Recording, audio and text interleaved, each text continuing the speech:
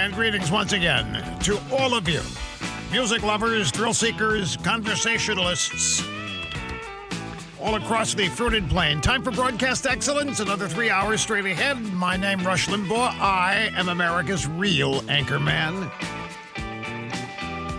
Executing assigned host duties flawlessly, serving humanity simply by showing up. The telephone number, if you want to join us, is 800-282-2882. The email address, lrushbo@eibnet.us. My voice is a little weak today, little hoarse today, and I think it's going to get stronger as the day goes on. We'll see. But there might be random moments where I do that. Have to clear the throat.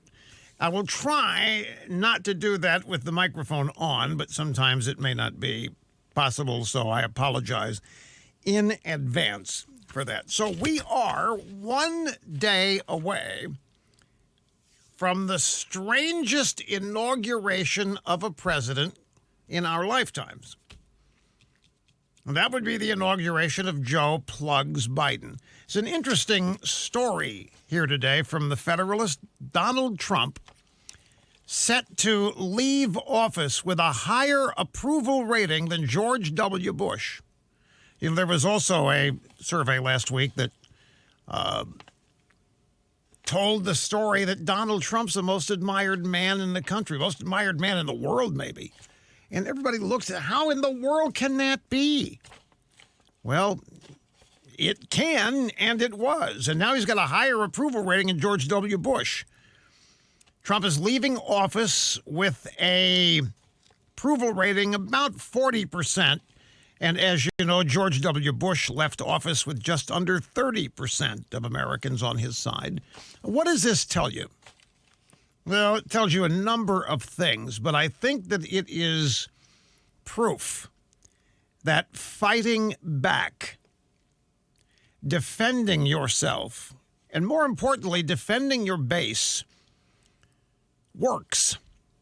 It is a vastly more successful strategy.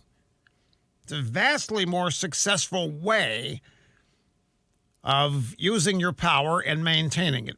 You know, it took the drive-by media 7 years, almost the entirety of 2 Bush terms, to get his approval numbers down to the 30s, and they celebrated when they did. We've played for you over and over. Wolf Blitzer practically having an orgasm multiple times an hour, reporting breaking news. George W. Bush approval rating in the 30s. They had been struggling to get there, and they finally pulled it off. Now, you would think, based on the news coverage this week, and just on the overall presentation of events, you would think that Donald Trump was leaving office with no approval, that everybody hates the guy's guts, and it's the exact opposite. Because now they're having to say, okay, well, we're dealing with a cult here. They're trying to make a difference, trying to draw a difference. The drive-bys are trying to draw a difference between the 75 million people that voted for Trump. They are a cult. And the oddball kookanons at QAnon. They are doing everything they can to disparage and to render all of you Trump supporters as not worthy of any attention because you're not normal. You're a cult. And therefore, their efforts to get you to abandon Trump are never going to work because you're cultists. And it doesn't happen. The only way you'll ever abandon Trump is if Trump abandons you. And they don't expect that to happen. Washington Post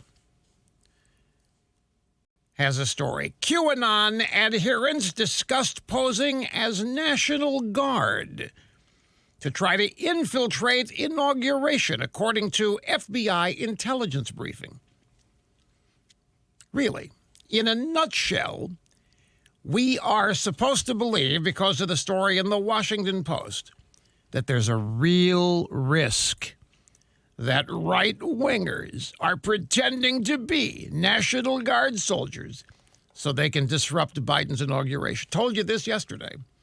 Told you they're impugning the National Guard and uniformed military personnel. They are 90% white, That means they're 90% white supremacists. That means they vote for Trump. Only 20% voted for Biden. It could be a bloodbath, they say. It could be really, really bad. Now, bear in mind that if you believe, for example, that Antifa or Black Lives Matter infiltrates left-wing protests and makes them look horrible and so forth for the purposes of impugning the left, why, that is a conspiracy theory, and you have no right to it. You are engaging in Cucamonga conspiracy theories if you believe that Antifa or Black Lives Matter infiltrates. That's a conspiracy theory that'll get you banned from social media. You suggested Antifa members might have posed as Trump supporters to disrupt the protests at the Capitol. Oh, it's unthinkable. But it's the exact opposite. If you point out that right-wingers are infiltrating the National Guard, and it makes it, the Washington Post story makes it sound like it's very, very easy to do. Really, so easy to do, and it could be a bloodbath. It could be horrible out there. The acting defense secretary. Yes, I said acting. Do you know why the word acting is necessary here? Acting defense secretary. Trump, for the most part, exceptions, of course, Trump was never allowed to have any of his picks actually confirmed. Some of them were never confirmed. They were simply acting defense secretaries awaiting confirmation. Anyway, this one, Christopher Miller, said yesterday that there is no intelligence whatsoever. This is the acting Secretary of Defense. There's no intelligence to suggest that Biden's inauguration is being targeted by any members of the National Guard. But nevertheless, he thought it was a good idea to vet all 2,500 of them anyway, which means pouring through their online posts and probably any divorce records, just to be safe. So even though we've been told by the Department of Defense that there is no evidence of any uprising within the National Guard, quote, the Pentagon is deploying 750 active duty soldiers to Washington for security for the inaugural, which it's a long-standing prohibition against using active duty troops to police American citizens. But they're going to do it because the threat is so real. The threat is so high. This is so bogus. It's just a continuation of what they were doing yesterday. The character assassination of a uniformed military person, which they've deployed. They have called them out. They have called them up, the National Guard. Now they are impugning and poisoning them.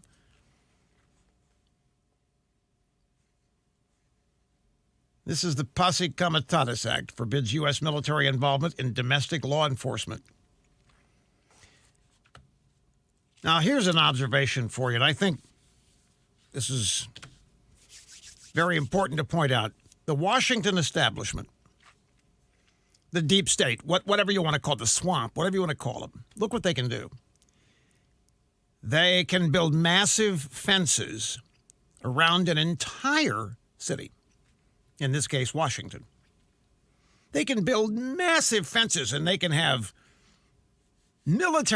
armed military personnel deployed at a moment's notice. They can have razor wire at the top of the fences that they are able to build over an entire metro area seemingly overnight. They can bring in massive military and shut down anyone coming in to Washington, D.C. And they can do this in 1 week or less. But for decades,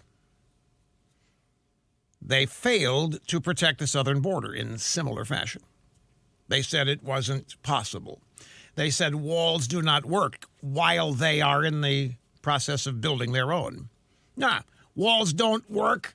Walls make our country look bad. We can't do that. This is bad. We want immigrants. We want people flooding our country. We need these people to do jobs Americans won't do. We heard all of that. But they can when they want to. They can build a wall around a city the size of Washington, D.C. They can deploy 26,000 military personnel and then impugn them at the same time. But they couldn't do anything similar to protect the nation at the southern border. Trump showed that it can be done in 2 years. Trump showed that a lot of things they say can't be done could be done, and they hate him for it. Donald Trump showed, and I do not discount the importance of this, Donald Trump, whether he intended to or not, Donald Trump illustrated to the world that the Washington establishment is incompetent, whether on purpose or not.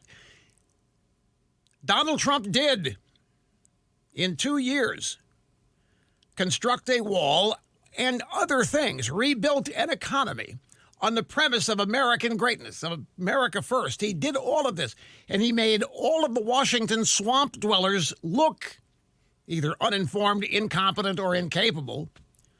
Well, that's inexcusable. Can't have that, so we got to reverse that. Trump needs to be the one made to look like an abject idiot. And this is what ticks him off the most. He showed them up. He showed them up with a smile on his face every day. The mistake he made was thinking he was going to be rewarded for this. I don't blame him. To this day, I find it literally outrageous that the concept of making America great again is controversial. I find it just stupefying that the whole notion of America first, make America great again, is what animates a political party, the Democrat Party, into massive opposition. The concept of putting America first, the concept of American greatness, there's nothing like that to get them in gear to stop it. But Trump succeeded in it, and the rest of the world saw it. They saw that it is possible to do the Trump agenda. The only thing that stopped it was the pandemic. Trump showed the entire world that an outsider, and this is important, with no corrupt connections to lobbying groups or foreign countries, can actually solve massive issues that have plagued this country for years. Precisely that an outsider can do it.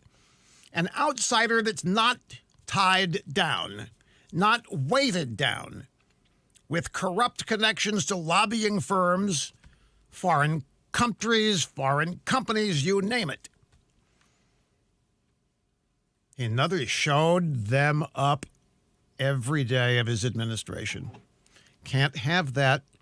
This cannot be allowed to stand. We can't have a guy with orange hair who has never been in our club. We can't have this guy come in and literally reverse everything we have been doing for 40 years so now that things work. We can't allow this. And so this guy's got to go, and he's got to be destroyed in the process. Trump showed them. He showed them up. He showed them to be the purposefully incompetent, lying bunch of corrupt people that they are in the Washington establishment. They meet, they go on TV. They have investigations. They pass laws. They campaign on the problems, but they have not fixed anything in the country in decades. Under the premise that, well, it really can't be. Things so permanently embedded the way they are. All we can do is manage whatever decline stems from all of this. How about this? This is from TMZ, which is a gossip journalism site. Headline: Biden's inauguration will use pricey security company to secure the event.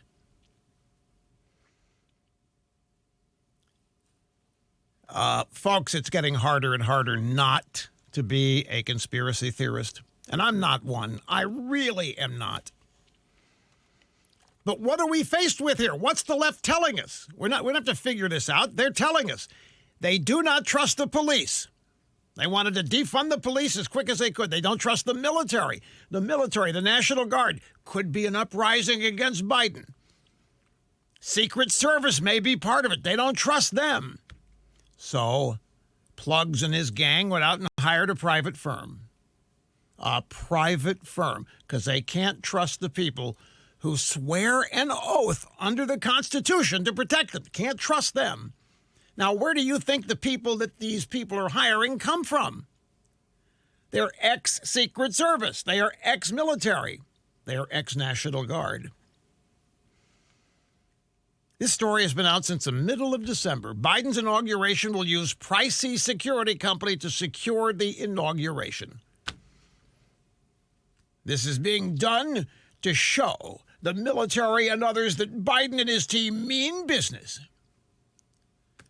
Man, oh man, folks, what they are doing to the image of some of the most wonderful, competent, great people in all of our country. And all of this, like I told you yesterday, oops, I got to take a break. I just saw the clock. It's a good thing I saw the clock. Satisfaction guaranteed. Or the next hour is free. Rush on the EIB network.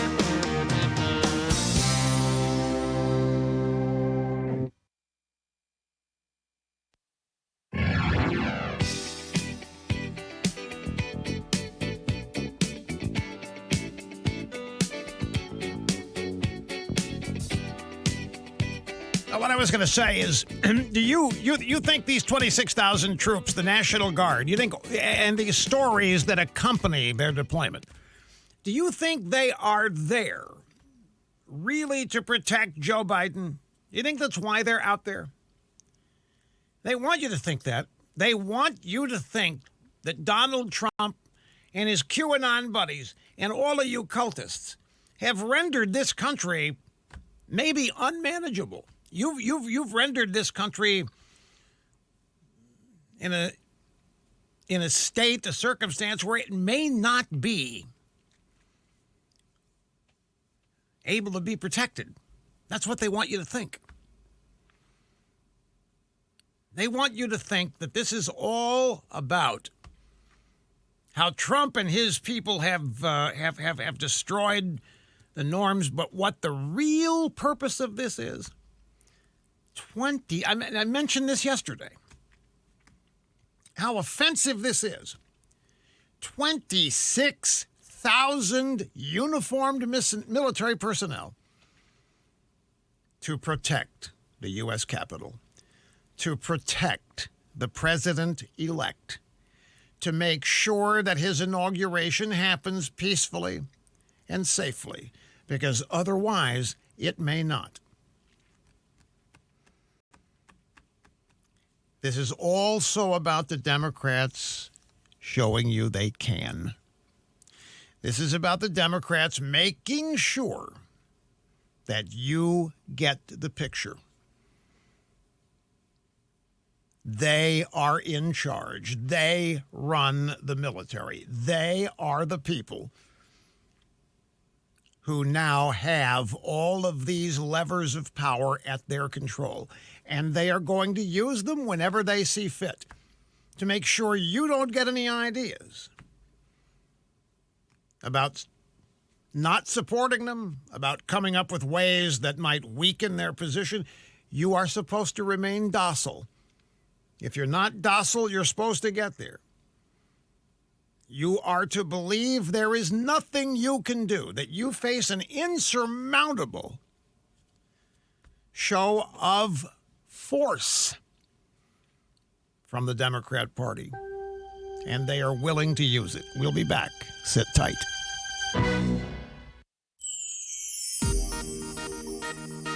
And now, Andy Griffith for Obamacare. 1965. A lot of good things came out that year, like Medicare. And now we got us Obamacare. And this year, just like always, you're going to have your guaranteed benefits right up until the time you get sick. So all you old angry white folks out there joining the tea parties and protesting and all, just calm down and be a good cracker. Good cracker. Tell them the new rules, Barney. Well, you see, it's like this. Here in Washington, everybody has to play by the rules. And we've developed a rule book just for you there at home. 62,528 new rules to help you through the process of healthcare in an orderly, organized fashion. Rule number 1. There are no peanut butter and jelly sandwiches allowed in any hospital day or night, 24/7, 7 days a week, 365 days a year. Rule number 2. If any named insured of a qualified plan gets sick, he or she must fill out request form 24/7. For more information on Obamacare and how it affects those 65 and older, just get sick and you'll find out.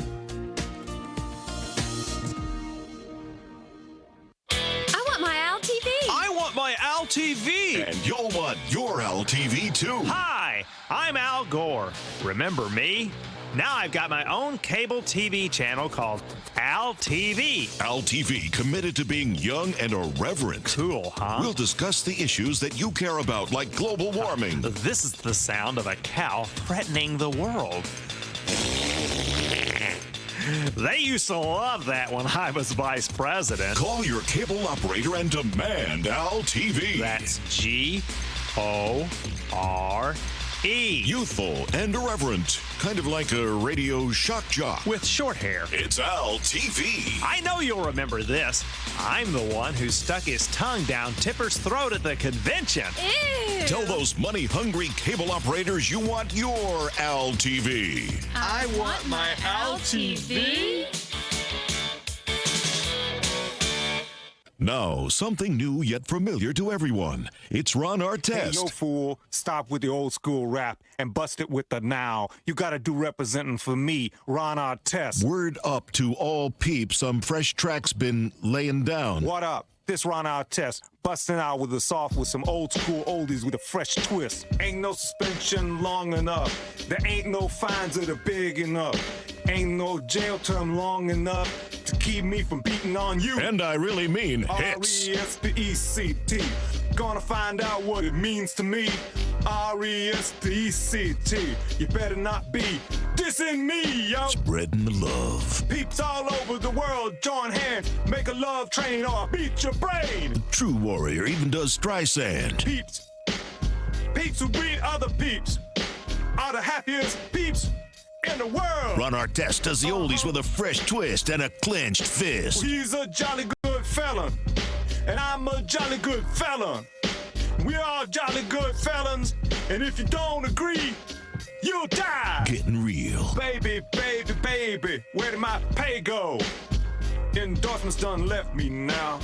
I need me a new loan, you know? Ron Artest, oldies with a fresh twist. From Concussion Records. Yeah, we put the con back in concussion. Available at NBA games and bail bondsmen everywhere. True that.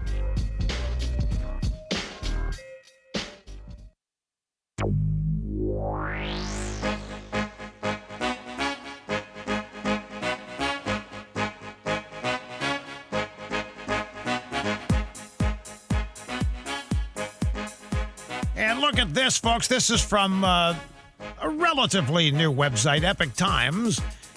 Headline, Federal prisons placed under full-on lockdown in light of current events.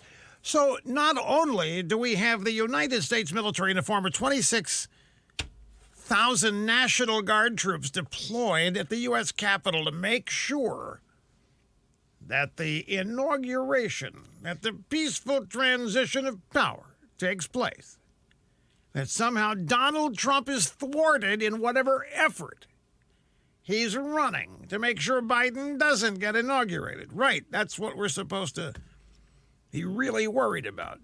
You know, they're shutting down prisons. Full-on lockdown in light of current events, quote unquote. I talked about this yesterday too, but they just keep adding on to this. It makes no sense unless the fact that all of the National Guard is in the swamp makes them unable to respond to a prison riot. They locking down prisons because they can't stop a prison riot because they've got people they normally deploy to that deployed in the Capitol grounds. And we have so many prison riots, you know. This is just the lengths to which these people on the left are going to create all of these false images. And the false image basically is that you are unstable. You pose an existential threat to this country. You could go off at any moment. You've got bombs secreted away. Who knows what you have planned? They can't take any chances. They got to deploy the National Guard. They got to lock down prisons. They got to do whatever they can because you, Trump cultists, you are insane. Now, the left is telegraphing that they're afraid of prisoners. They're afraid of the police. They're afraid of National Guard. They are afraid of military and Secret Service and Trump voters. And we might as well throw truth in there. Now I got to go to the audio soundbite roster. Get started there. Grab soundbite number 1. Mark McKinnon. I'll tell you a little story about Mark McKinnon. I had never met Mark McKinnon, and I don't think I ever have, actually, which is strange given the story that I'm about to tell you. The Republican National Convention one year was held in Nueva York. I forget the year. Snurdly, you might remember, because the Democrat convention was there a bunch of times. The Republican convention was in New York. I think I still lived in New York when this happened. So this would be prior to 1997, I believe. It doesn't really matter when. I wish I could remember it just to close the loop on the story. But Peggy Noonan and I decided to have a dinner at Patsy's the night before the convention was to start. And it was it was an open invitation to anybody in the Republican leadership to show up. It was purely a social thing. It was not designed to be anything official. And it was well attended. A lot of people showed up. I was kind of surprised by how many who did. And one of them who showed up was Mark McKinnon. Now, at the time, this would have been George W. Bush or thereabouts, because McKinnon ran all of the media for George W. Bush. He purchased it all. He decided where it would be purchased. He decided what the ads were going to be. He was the media maven for George W. Bush in both 2000 and 2004. I just got a note. The dinner was 2004. So I've lost my. I thought it had to be before 1997. So I had moved out of New York and I went back there for this. Is what happened. So, no, I've not seen Peggy Noonan since. At any rate, we had this big table set up at Patsy's. It was a square table, took up much of the second floor. Patsy's on 56 between 8th and Broadway. And so McKinnon walks in, and there's a guy, a friend of mine, comes over and sits down and points out McKinnon. Do you know who that is? That's the most important person in this room tonight. Really? Who is it? That's Mark McKinnon.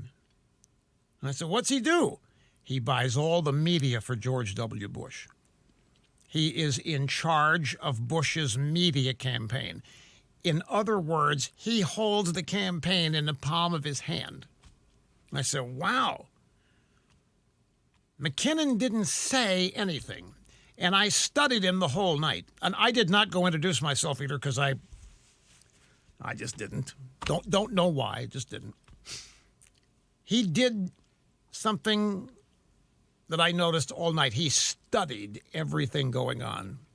He had a very wary eye, looking at everything going on, listening to everything everybody was saying. And there were a lot of people saying strategic things. There were a lot of people who had ideas.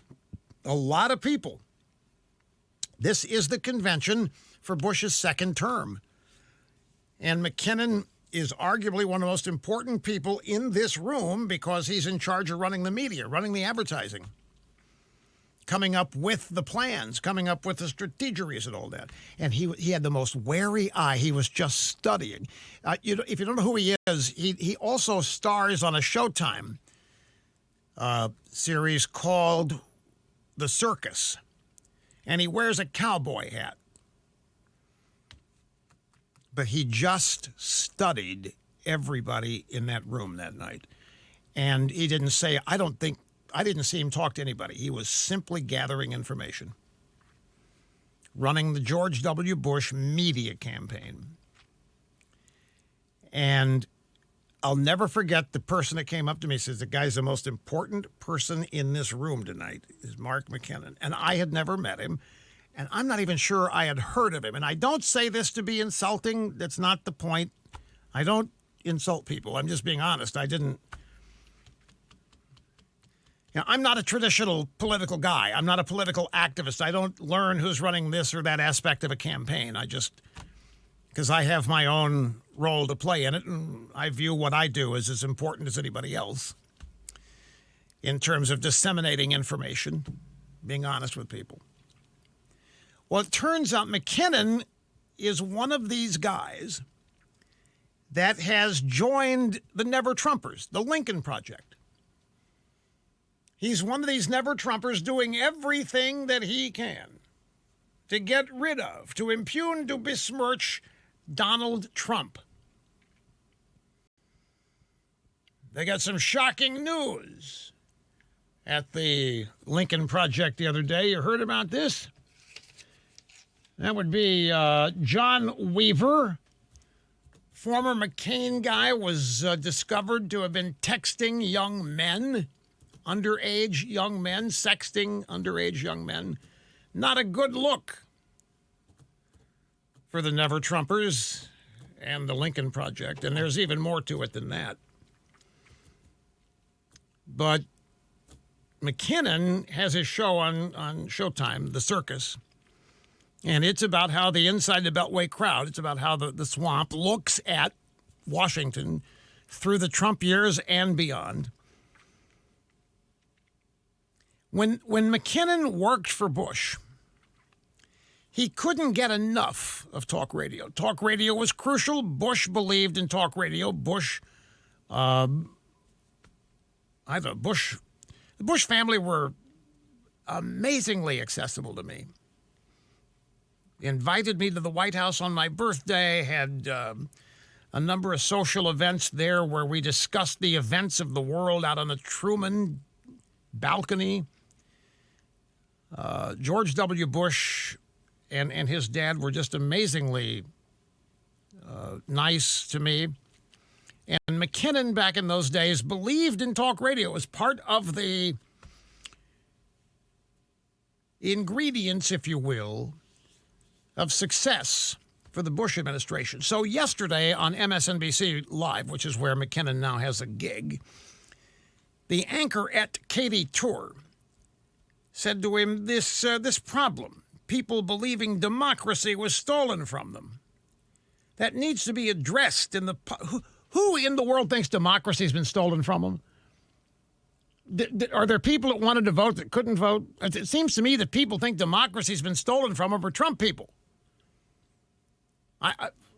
Who else thinks democracy has been stolen from them? Anyway, her question, the problem of people believing democracy was stolen from them needs to be addressed in the public platforms that conservatives flock to, Mark. The Fox Newses, the OANs, the Newsmaxes. Isn't it amazing? Last week, these people didn't even know who OAN was. They had an idea what Newsmax was, but they weren't sure. Now, all of a sudden, these two organizations may as well be Satan. OAN and Newsmax. Oh, and the right-wing talk radio. She said, we got to do something about that. And here is what Mark McKinnon's reply was. There needs to be a very concerted, much broader effort, a lot of thought into how do we leach out this poison. I know that there are some efforts like that being planned right now. And I hope they're significant because it's going to take a lot and it's going to take a long time. It's not going to happen overnight and it's not going to happen easily, but it's going to take a long and sustained effort.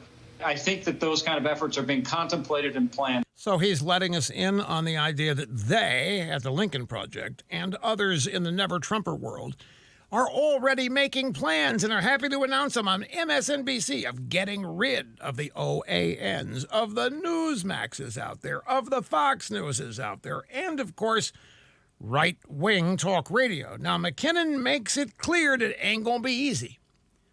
It isn't going to happen overnight. It's going to have to take some patience out there. It's going to require a long, sustained effort. So I heard this soundbite today before I played it for you, and all I could think about was that dinner at Patsy's back in 2004 when I was the good guy. I think I was a good guy. You know, I'm not even sure now if I ever was a good guy. The magic will continue on the EIB network.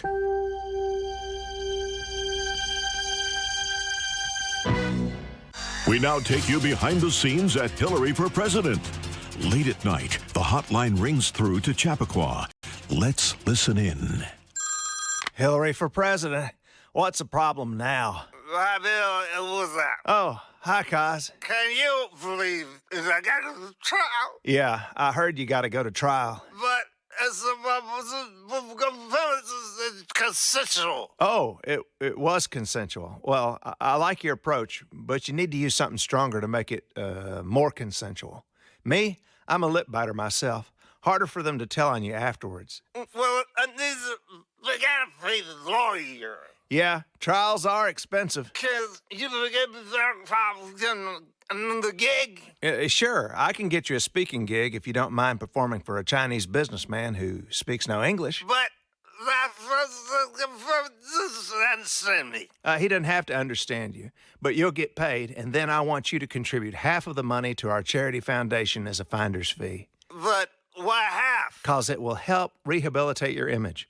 And after they started sniffing around Terry McAuliffe, we can't take any chances. But half? Yeah, you're right. Make it 90%.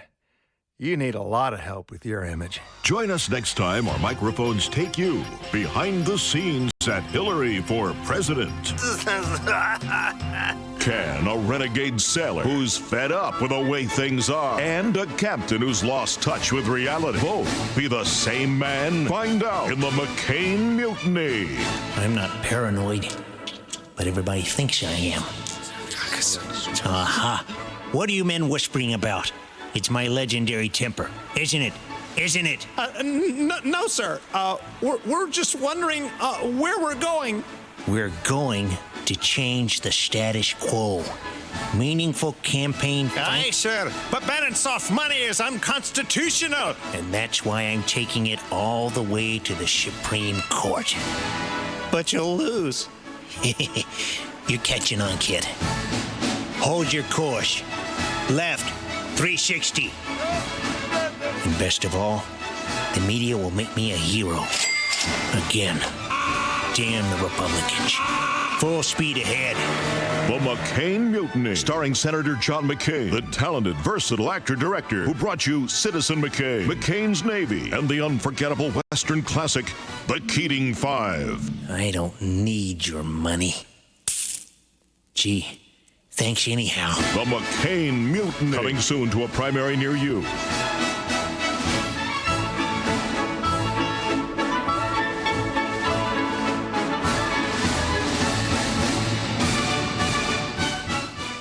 Eastern.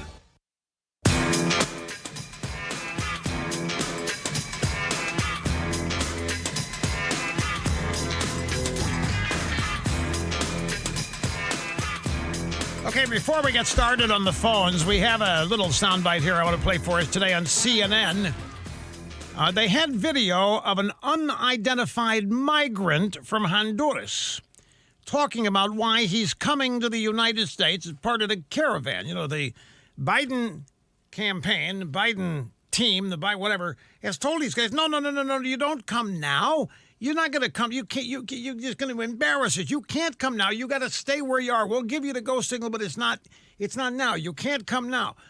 Well, the migrants are forming the caravan. They're chomping at the bit to get here, and they're not going to stop. So CNN caught up with one of them and had a little short conversation about why. They're having a new president versus Biden. He's going to help all of us. He's given us 100 days to get to the U.S. so we can get a better life for our kids and family. He's giving us 100 days to get to the U.S. so we can get a better life for our kids and family. They're having a new president. Biden, he gonna help all of us. He giving us 100 days to get to the U.S. so we can get a better life for our kids. And what happens if you don't get here in 100 days? They get put in cages? Like Obama did to you? 2014? To the phones, we start in Cleveland. It's Lucy. Great to have you on the EIB network. Hello. Hi. I love you, Rush. And I am a conservative and not a feminazi because of you. Well, I appreciate that. That's called, take that. That's wonderful. Hey, I've seen many an inauguration. I've held my nose through some of them, but this is the first one that seems more like a dictatorship taking over. Why? And not an inauguration. Why does it feel like that to you? Now, seriously, is it feel like that because of the way people are talking about it, or does it look that way? It looks that way. It is the fences, the troops. There is no you cannot disagree. You cannot protest.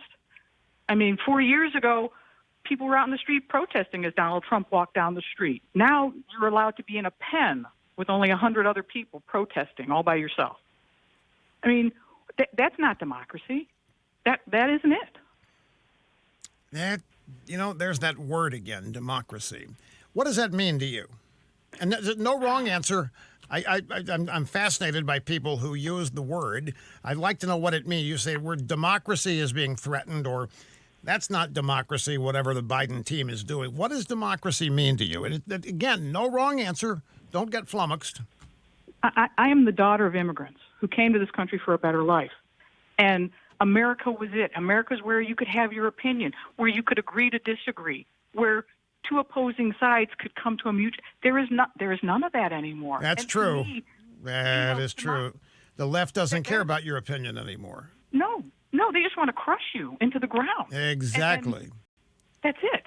I mean, and there's no right way to talk to someone because what you say is crazy.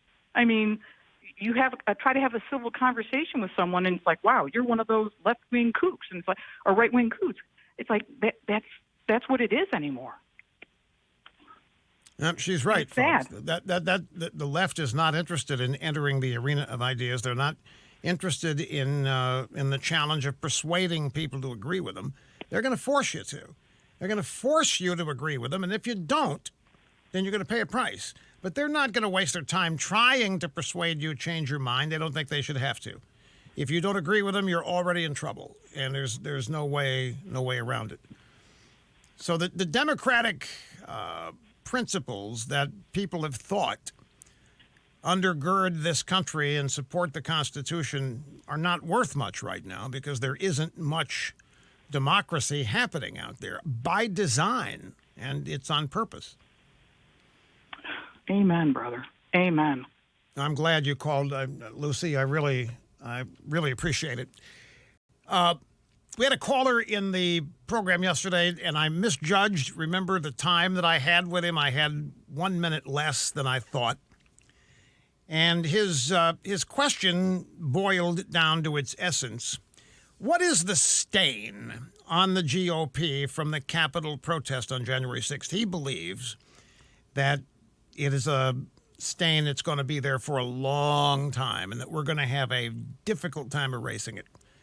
That the idea that the Republicans, Trumpists, whatever, literally did that, literally engaged in all that is something that he thinks we're going to have big trouble overcoming. He wanted my thoughts on it. I just wanted you to know I haven't forgot it. I'm working on it. Got to take a break now. We'll be back after this. Unfiltered and unstoppable. Rush on the EIB Network.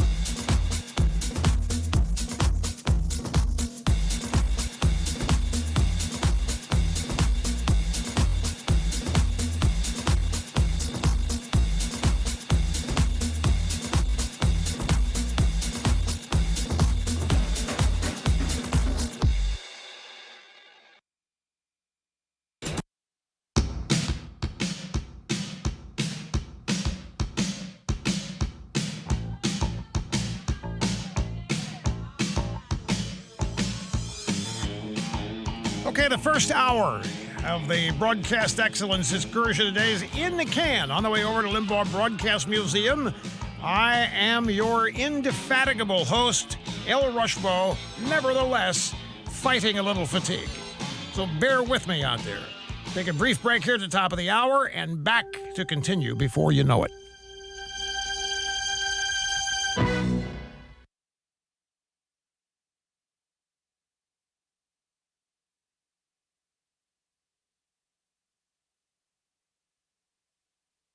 So, what kind of car do you have? Well, I have a hybrid. Wow, a hybrid. I'd love to have a hybrid. What? You don't have a hybrid?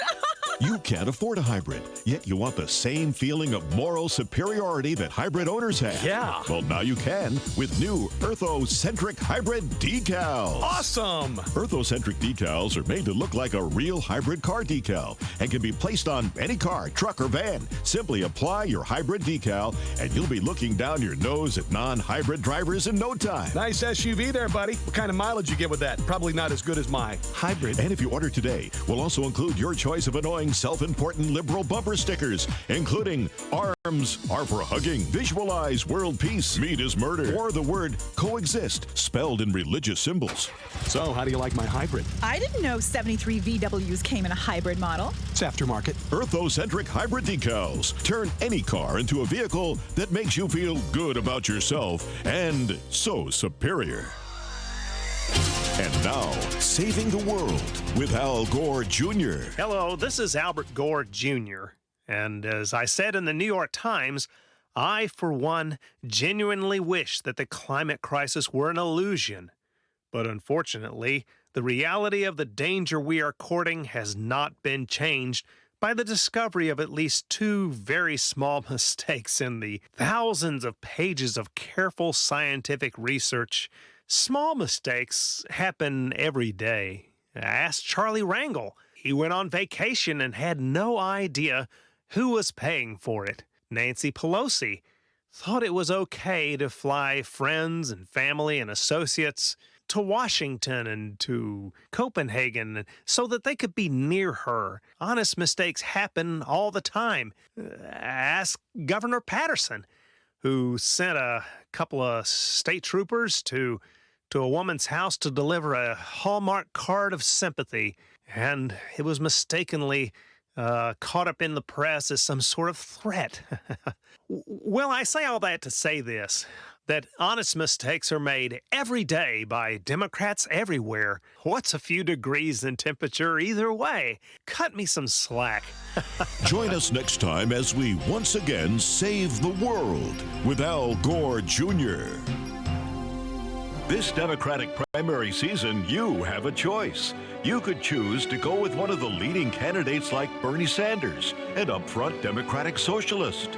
And if we all come together, we can take back the money from the billionaires and the trillionaires. Or Mayor Pete, a closet socialist. And I believe if we all come together, we will all be in the same place. Maybe Elizabeth Warren, who ran everyone off with her grating voice. Stop the revolving door between Wall Street and Washington. Or Amy Klobuchar, an equally annoying voice that few people have heard yet. You look at the arc of the moral universe where we are headed, as long as we stay together and we organize and we beat out that organized hate with organized people. Or you could go with a safe choice, like good old Joe Biden. Come on, Elizabeth Warren. You're just a lying dog-faced pony soldier.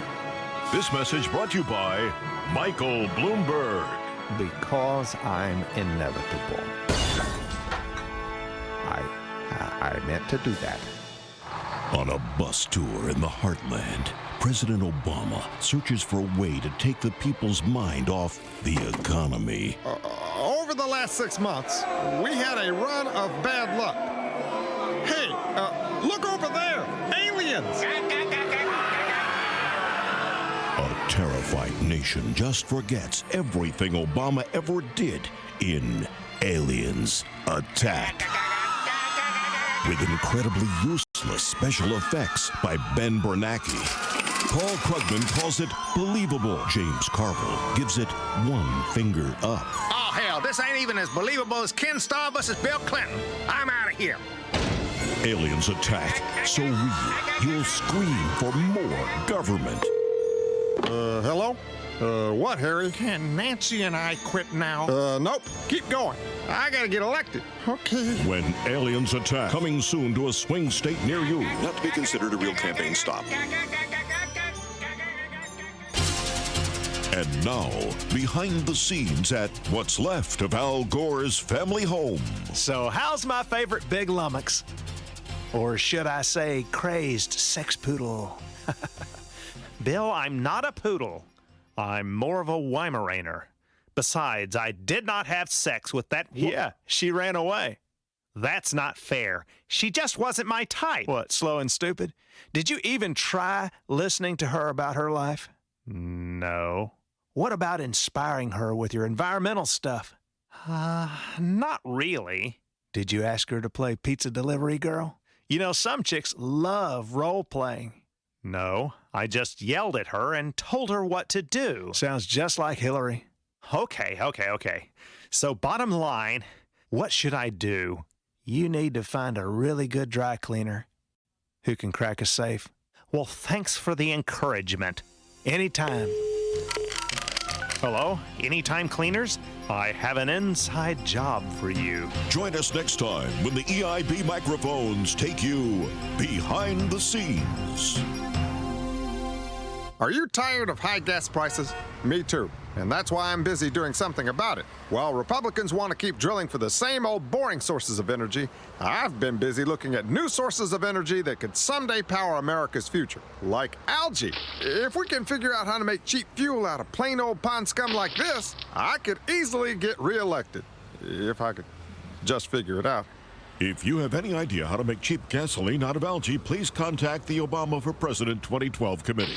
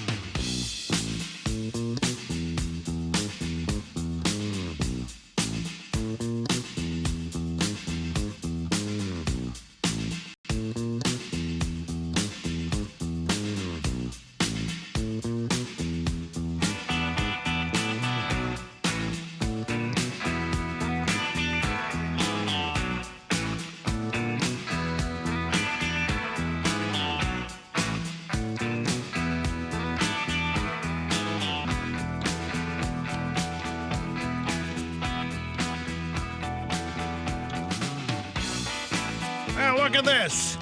And hang on, I got to print one more thing here, folks. If you... never mind. I don't have time to print the link. Anyway, greetings and welcome back. Rush Limbaugh and the EIB Network. 800-282-2882 is the phone number if you want to be on the program. The email address, lrushbaugh@eibnet.us. Hang on just a second. It takes me 5 steps to print something since Apple released their latest beta. So I've got to see. Okay, there we go. All right. It's got news here about Cocaine Mitch. It's what I'm trying to let the printer print up. I got 2 things here I need to share with you. Here it is. Okay. First story is from the from the Hill.com. The headline, McConnell, Trump provoked crowd that stormed Capitol. There it is. This has been sort of simmering underneath the radar out there. It has been an item of curiosity. What is the turtle going to do? Is the turtle going to dump on Trump? Or is the turtle going to maintain one last vestige of loyalty? And we now have the answer. Outgoing Senate Majority Leader Cocaine Mitch. And by the way, I don't know what that means. I just find it hilarious. I read a couple blogs who nicknamed him that. I have no idea. I probably ought not use that, actually, because it it might mean something that I don't know it means. It could be more than just a clever little nickname. So I'll just stick with the turtle. Outgoing Senate Majority Leader, the Turtle, Mitch McConnell, today accused President Trump of provoking the violent crowd that stormed the Capitol on January 6th. So this is going to end whatever scant, faint, nearly invisible hopes there were that there would be some kind of even quasi-loyalty between the Republican swamp and Trump. It was more than likely to eventuate this way, but there was still scant hope that maybe it wouldn't. Here's what McConnell said on the Senate floor. The last time the Senate convened, we had just reclaimed the Capitol from violent criminals who tried to stop Congress from doing our duty. The mob was fed lies. They were provoked by the president and other powerful people, McConnell said on the Senate floor. This marks the first convening of the full Senate since the attack. McConnell's statements carry significance ahead of an anticipated Senate impeachment trial. The GOP leader has told colleagues he hasn't yet decided how he would vote on a House-passed article of impeachment against Trump. Now, his remark that the crowd was fed lies is a reference to baseless and debunked claims spread by Trump and members of his legal team and inner circle that widespread election fraud cost Trump a second term. Trump has not formally conceded a race to President-elect Biden even now. His remark the crowd was fed lies is a reference to Trump's baseless debunked claims, is what that should have been written so it'd be more easily understood. In other words, McConnell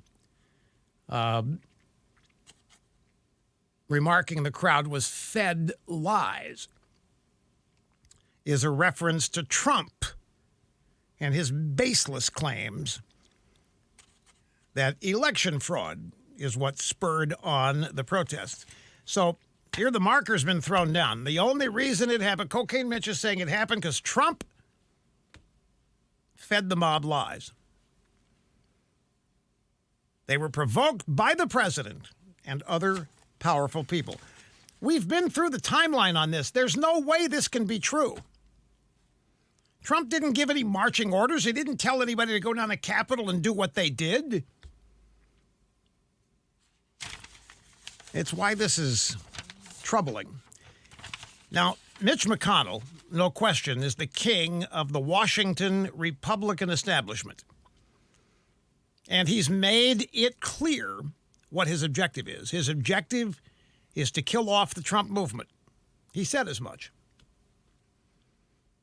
I think McConnell also opposed the Tea Party movement.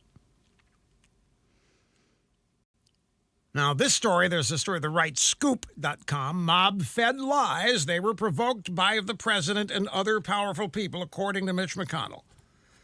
So it's clear what's happening. He is attempting to kill off the Trump movement, the MAGA movement. He's attempting to impugn it and make it impossible for it to have any credibility going forward, making it clear that he believes that all of this that happened on January 6th at the Capitol happened precisely because Donald Trump wanted it to happen and directed it to happen. But Trump didn't direct any of the sort. In fact, Trump was still speaking when these people started doing what they were doing. And we also know that Antifa had infiltrated this movement and was making themselves made to look like Trump supporters. You think McConnell knows that? You think McConnell is aware of the Antifa and Black Lives Matter involvement in all of this? You know, I had a story in the stack yesterday, and I was hoping I wasn't going to have to use this. But it's about, here it is. Mitch McConnell. It's a Peter Schweitzer story. Peter Schweitzer has written books about the financial corruption of the deep state, financial corruption of people in the Washington establishment. And at a piece in Breitbart yesterday, the headline, Mitch McConnell and his wife financially tied to the Chi-Com government. As I said, I was hoping I wouldn't have to use this. I was hoping I wouldn't have to go there. But man, folks, they're making it hard. I told you some Mark McKinnon stories. Let me tell you a brief little Mitch McConnell story. After every presidential election where we lost the Senate, where we had minority control of the Senate, Mitch would call. And he was really trying to be helpful. He was attempting to, I'm sure I wasn't the only person he called. He was calling a lot of people, explaining to them how the Senate works, and that there was no reason to really panic over having lost the Senate because of one thing. The Senate, if he called me once, he must have called me 3 different times after 3 different elections where the Republicans had not secured majority control of the Senate. He said, look, the bottom line about the U.S. Senate is it takes 60 votes to get anything, and the Democrats don't have 60 votes. And then he embarked on an effort to educate me on the filibuster and what the Democrats would do if they triggered it or if they blew it up and didn't use it, whatever. But he was attempting to be very helpful. And at the same time, he was engaging in CYA. I mean, they had just failed to win majority control of the Senate, and one of the reasons for his calls was to tell me it's not that bad. They need 60 votes, and they don't have 60 votes. And then he would explain to me the purpose, the constitutional purpose of the Senate. And I've shared this with you before.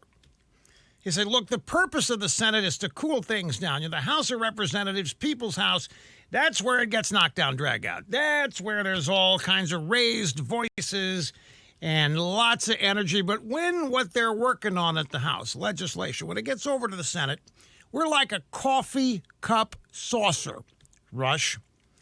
We are where the hot coffee might boil over. It's collected in the saucer where it cools down. And that's what we at the Senate do. We provide the slowdown. We provide the cooling off of overheated passions in legislative arguments. We should never pass legislation in the heat of any emotional argument or in the midst of any emotional out of control. And that's what we in the Senate do. So he called 2 or 3 times to assure me that doesn't matter. They don't have 60 votes. And he would run through the vote count, and he would tell me the various Republicans he thought would cave and vote with Democrats. And he did it by name, but he would always fall short of 60. He would always tell me no reason to worry about anything. Yeah, we didn't win control, but since you need 60 votes up here, they're not going to be able to do anything. To which I said, well, wouldn't it be better to win? I mean, I realize you didn't and you want to make the best case for losing you can, but wouldn't it be better to win? Majority control? Wouldn't you have more power? Wouldn't you have more ability? Well, yeah, of course, but we didn't. We lost. So I have to look on the bright side, Rush, and the bright side is that 60 votes, they can't do anything without it, and they don't got it. Anyway, here's Schweitzer's story.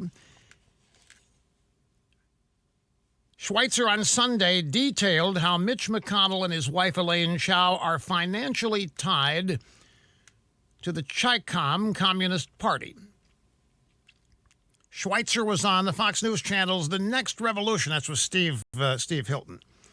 I think it airs on Sunday night. Said that McConnell's position on China has softened over the years, which he argued is due to the growing relationship between the Chinese government and Elaine Chao's company. Schweitzer said, really, it goes to the fact that Mitch McConnell and Elaine Chao, his wife, are financially tied to the Chinese government. Now, I have to say that Peter Schweitzer has written book after book after book. He's detailed the Clintons and their financial corruption and their illegal ties to agents of foreign governments. And nobody has challenged him. Nobody has sued him. Nobody has told him to take it down. Nobody has accused him of lying. They've just ignored it and hoped that it would go away. And the same thing is happening here. So if you want to know why the establishment, the swamp, the deep state, if you want to know why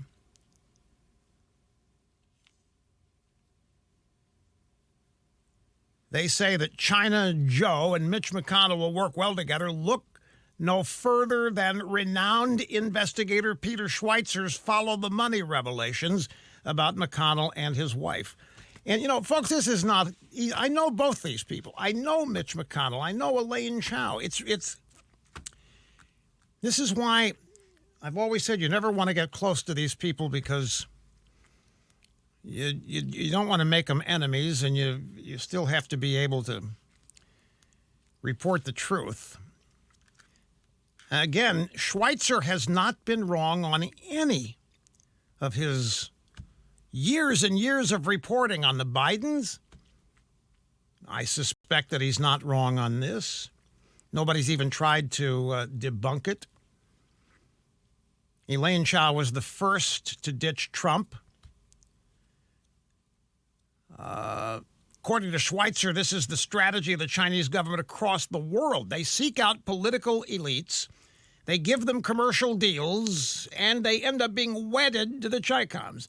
They don't want to anger the Chinese. The McConnells don't, because they could destroy their families financially, like the mafia. So you don't want to make the Chicoms mad once they've got their hooks into you. So there's some snark going around that maybe the Chinese told McConnell, hey, it's time to lower the boom on Trump. So I don't know if it would even take that. I don't know how surprised I am that this has happened, because I think all of the Washington establishment has made up their minds that they are all in on destroying as much of Trump and his family as they can. Let me hit the spot break. We'll come back and get to the phones right after. Don't go away. The most powerful name in talk radio. Rush on the EIB network.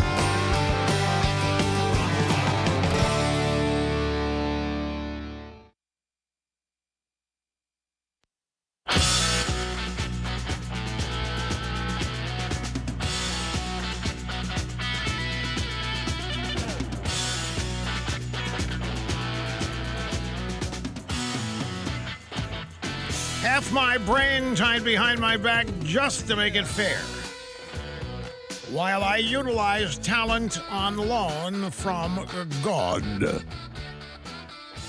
So we go back to the phones as promised. This is Richard in Philadelphia. Welcome, sir. I'm glad you waited. Hi.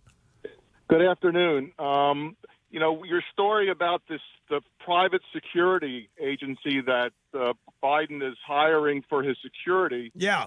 He's creating essentially a Praetorian Guard. By definition, a Praetorian Guard is a private security force that is loyal to the man, not to the country or the Constitution. Yeah. So and this is a very dangerous step because the Iranian Guard is the Praetorian Guard of the Ayatollah. Right. And who are his shock troops are the Basij, are a bunch of hoodlums who wear hoods and black hoods on their faces. Those would be the balaclavas. Yes. No, that would be they wear balaclavas. Yeah. I think this is a dangerous line that's being crossed because now you have armed private security of the president. We already know that we can't trust the National Guard. We can't trust the Army. We can't trust they might be in the back pocket of Trump. There might be some secret plan they've got. Yeah. They might have some secret plan here to defend Trump and take out Trump's opponent. Oh, yeah, it could be really bad. So Pluggs had to go hire his own. Right. And now he controls the security apparatus, the intelligence apparatus of this country, the FBI. We know the FBI's loyalties. We know the CIA's loyalties. So what is next? I am very fearful what's going to happen. No, wait a minute. Where you say that? What are the CIA's loyalties? Well, the CIA's loyalties certainly wasn't. Look at John Brennan. What was his loyalties? What was Clapper's? Where is his loyalties? You think his loyalties is to the Constitution? No way, Jose. No, and it wasn't to the president. Nope, it wasn't. It was to forces that were attempting to oust the president. And now we know that you can't trust the National Guard and you can't trust the Secret Service. Well, now wait, that's what they want the result to be. I don't know that they've achieved it, but that's certainly what they want. But thanks for the call, Richard. Here's what he's talking about. At TMZ, a gossip site, and I don't mean to sound derogatory. I'm just saying the TMZ guys, they're not. This is Harvey Levin and his group, and they're not, run-of-the-mill standard drive-by media outlet. And they have a story: Biden's inauguration will use pricey security company to secure his inauguration. Biden's inauguration, pricey security company hired services show they mean business. TMZ obtained federal procurement documents that show the Secret Service has hired a company called Show Call Security Services to help out with the inauguration. The company scored a $7.5 million contract for the job, and it sounds like they'll be worth every dime of taxpayer money. It turns out that a division of Show Call called Checkmate is what will be deployed here, and at a glance at their specialties, it shows why they cost a lot. Checkmate boasts temporary deployable security assets that create hardened perimeters which can stop vehicle-borne threats and attempted weapons handoffs of people who get past checkpoints. So you are supposed to conclude that the United States military isn't enough. The National Guard, 26,000 of them, not enough. In order to maintain his own safety, Biden had to go out and hire remember when we hired private security to help out the troops in Iraq? They wanted to put those people in jail. Remember, now they're hiring them. Now from coast to coast, it's America's late-night radio talk sensation, the scintillating Tom Daschle. Hi, I'm Tom Daschle, and I'm back now. And let's, in this segment's monologue, it's all the Republicans' fault. I think that we can all agree on that. And that's my message in this segment. Let's go to the phones again. We have phones available, lines available. If anyone wants to call about, say, gun control or abortion, I'd be happy to talk about any of those subjects. So let's go back to the phones. Actually, we have John on both the liberal and conservative line. John, you're on the Tom Daschle Show. I don't care how many times you leave a message on my machine. I'm just not gonna. I'm not coming on your show. I only go on Meet the Press, large, important places where I can get FaceTime. Well, I guess that about wraps it up for the Tom Daschle hour. This is Tom Daschle with a liberal message on the radio, reaching out to America. If you have only 1 hour yet to live, spend it with Tom Daschle. It will seem like a year. New at Club Gitmo, life skills training. So you can thrive on the outside when you leave our tropical retreat from Jihad. I love my life skills training classes. When I first came to Club Gitmo, they just asked me a lot of personal questions. Now I ask the questions in class. You'll learn all about personal finance, computer skills, how to read a wiring diagram, and improve your English to make you a lot less suspicious. My favorite teacher is Mr. Shabazz. He has taught me to hate America even more than I thought possible. The only good cracker is a dead cracker. Fight the power. Fight the power. Fight the power. Fight the power. Life skills training. Now at Club Gitmo, your tropical retreat from Jihad. What about a whole wheat cracker? Hate all the crackers. Fight the power. For most people, the funeral of a loved one is to be attended with dignity and respect. But not for these guys. Jimmy Carter, Ted Kennedy, Bill and Hillary Clinton, and the Reverend Lowry are the Funeral Crashers. Hello? Oh, well, I'm sorry for your loss. So I guess you'd like for me to say a few words then? Okay, I'll be there. Guys, you are never gonna believe who kicked the bucket.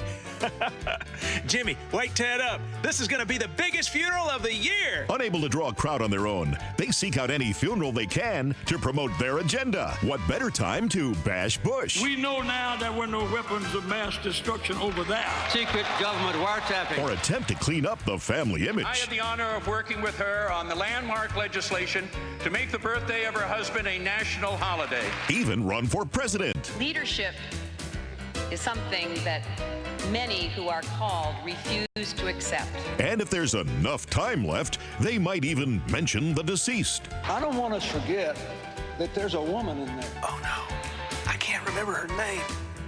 Maybe nobody will notice. 6 hours later, and they're just getting started. Lot was unbelievable. Yeah, we're on a roll.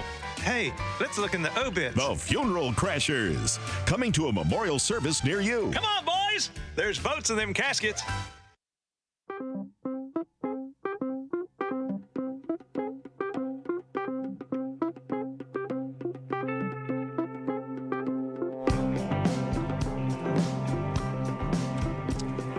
Like I say, folks, it is not.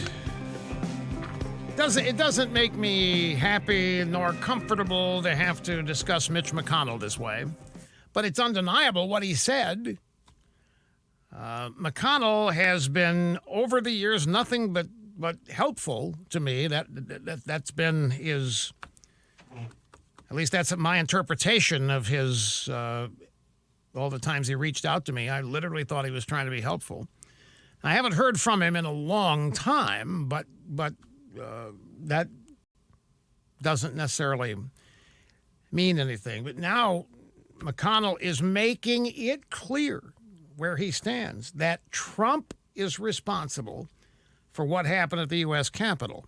It's Trump who did it. It's Trump who encouraged it. We got the audio soundbite. This is from the Senate floor just this afternoon. The mob was fed lies.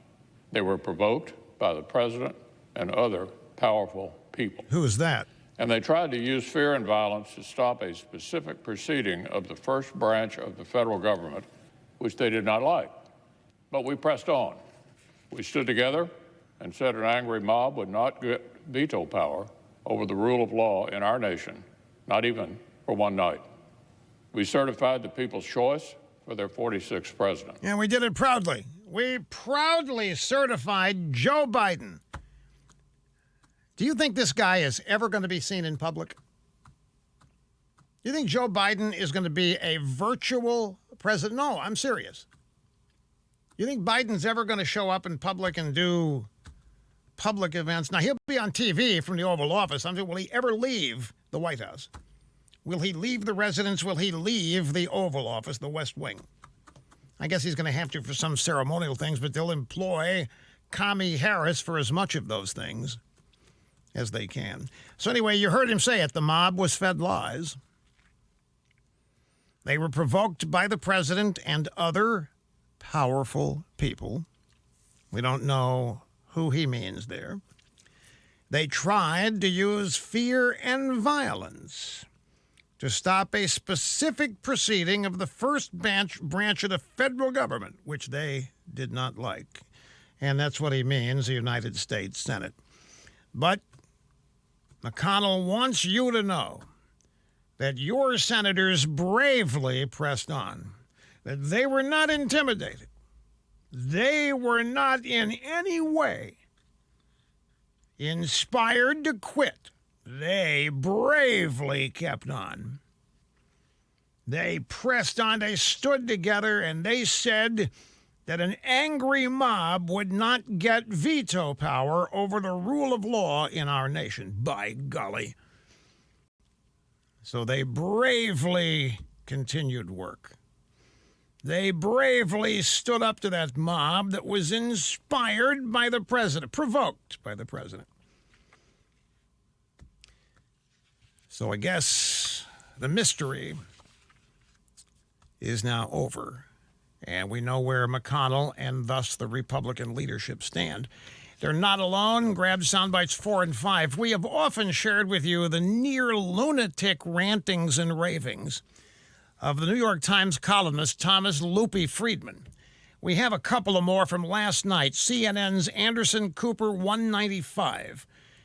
Loopy Friedman was on as a guest.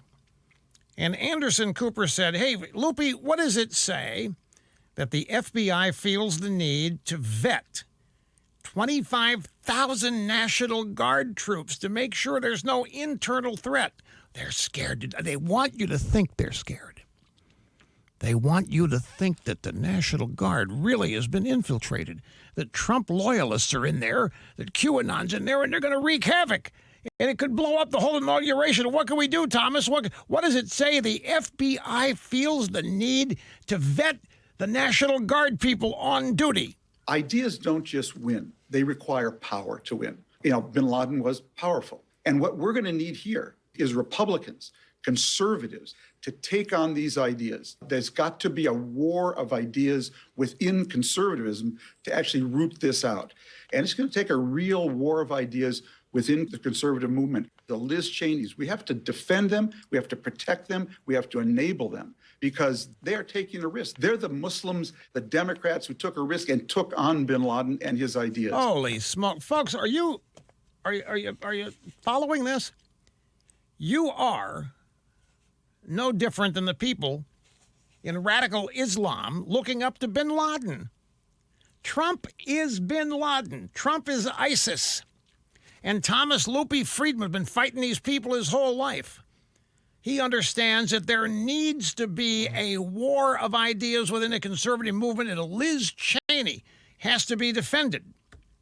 We got to protect these radical conservatives. We have to enable them because they're taking a risk. Just like Muslims who denounced bin Laden. Any of these people denouncing Trump, we got to give them cover.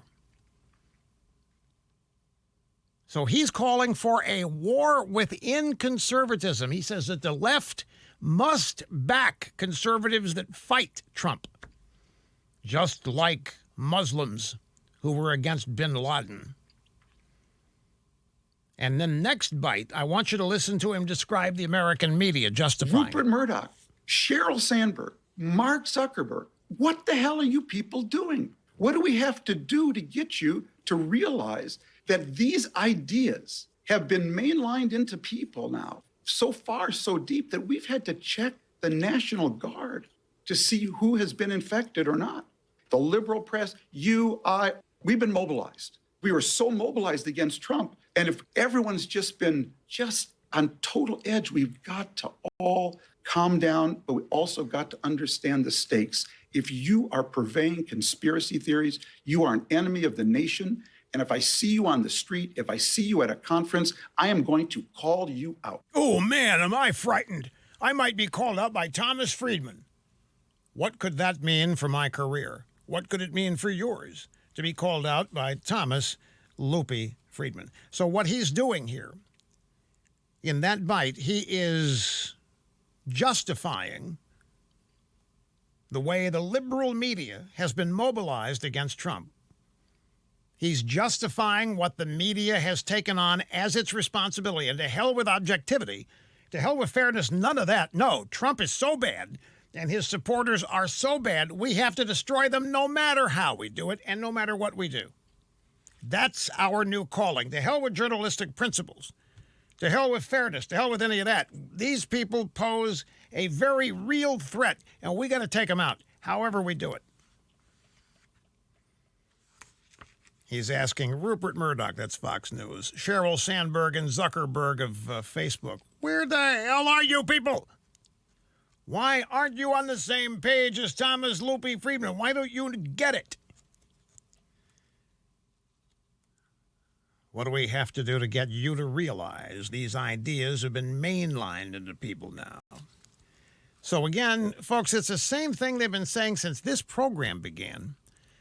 Since August of 1988, you in this audience are nothing more than mind-numbed robots. You are incapable of thinking for yourself. You do not know what to think or do or how to vote until you get your ideas from me. You don't know who to vote for. You don't know how to talk. You don't know how to say things until you get marching orders from me. They've been attempting to establish that as a norm, as a reality, since August 1st of 1988. They have failed miserably. The audience has continued to grow and is continuing to grow at geometric proportions. But they have convinced a whole lot of American leftists not to even try the program. They have convinced people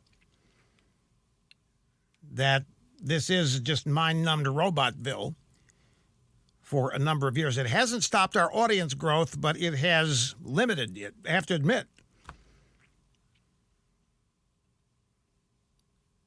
So for 31, 32 years, they have been attempting to destroy the reputation of this program by destroying the reputation of people that listen to it, by destroying the reputation of the host, that would be me.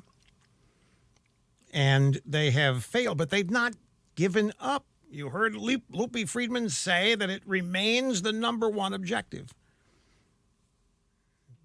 that they must continue to try. Let's take a brief break. We'll come back. We have you on the phones right after this. Don't go away. You're listening to Rush Limbaugh. The big voice on the right. On the EIB Network.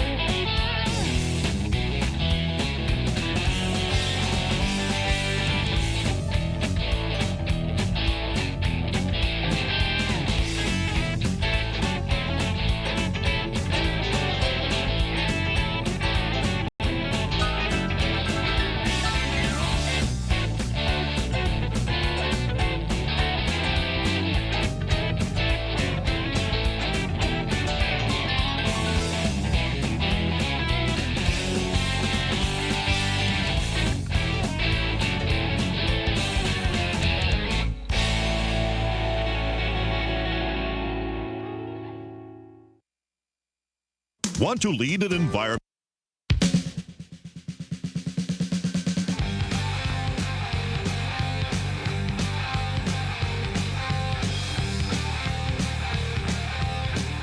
Email phishing attacks. That's phishing spelled with a PH, not an F.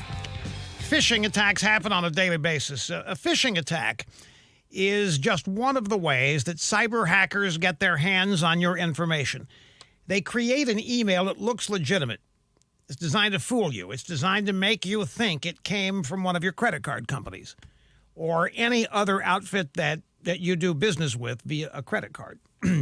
They are especially good at creating fake and phony American Express emails.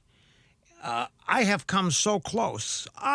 Even I, aware of these tricks, have come close to clicking on a bad link. Don't do it. I've come because it looks legit.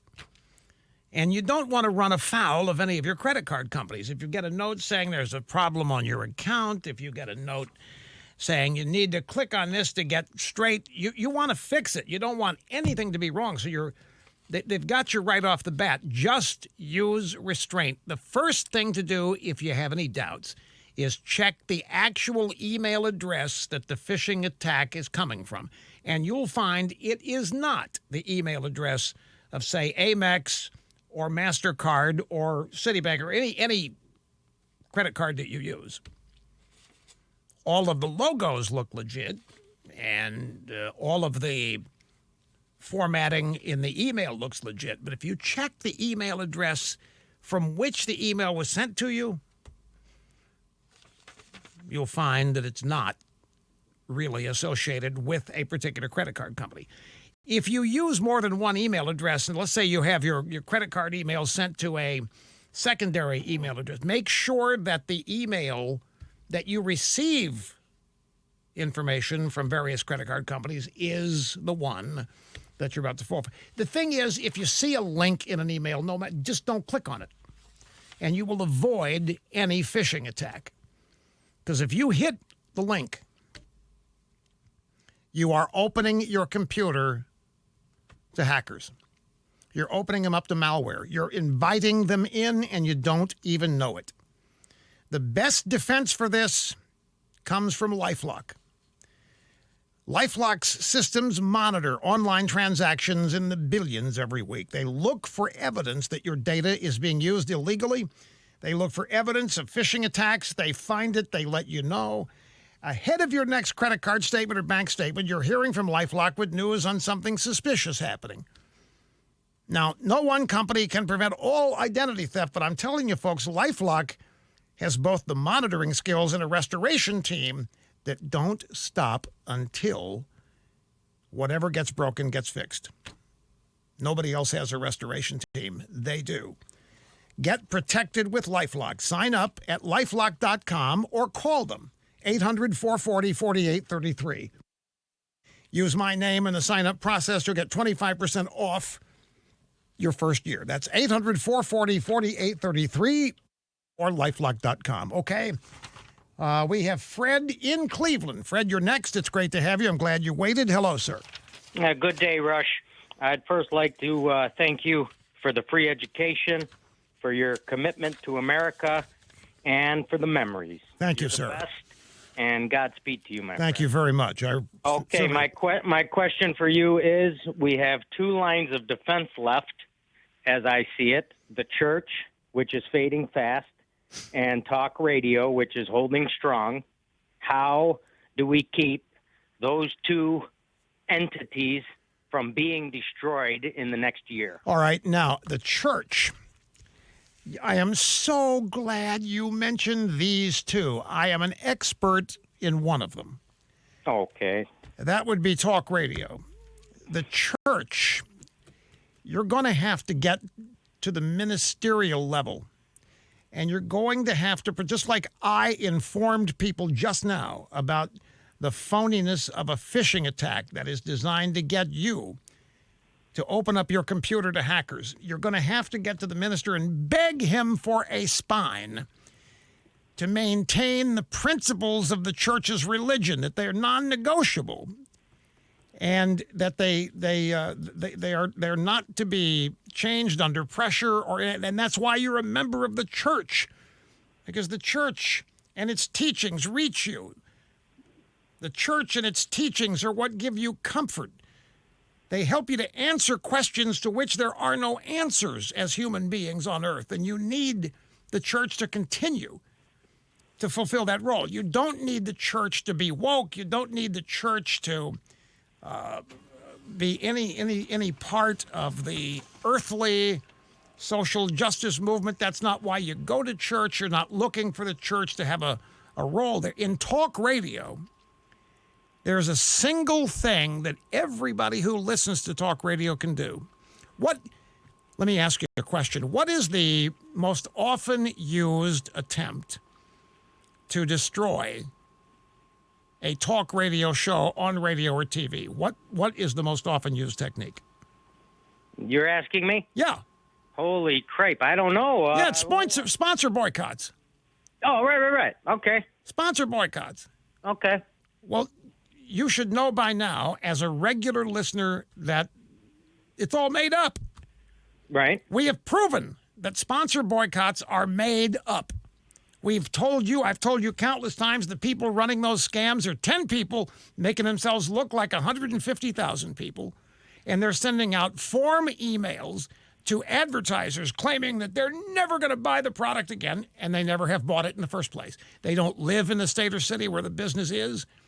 They're simply using intimidation, and they're trying to get businesses to feel guilty about being associated with a so-called reprobate host. It's all lies. It's all made up more often than not. And so if you're serious about protecting talk radio, it's the next time you hear of any host who's being targeted by way of a sponsor boycott, do not participate in it. And in fact, mobilize yourself and your friends to oppose it, to give people the strength and the confidence to oppose it. That's the most often used technique. I think there will be additional techniques used based on what I'm hearing about how they're going to try to deplatform people on Facebook and Twitter and so forth. But for now, avoid the sponsor boycotts. We'll be back after this. Rush Limbaugh, because we know for you only the best will do. On the EIB Network.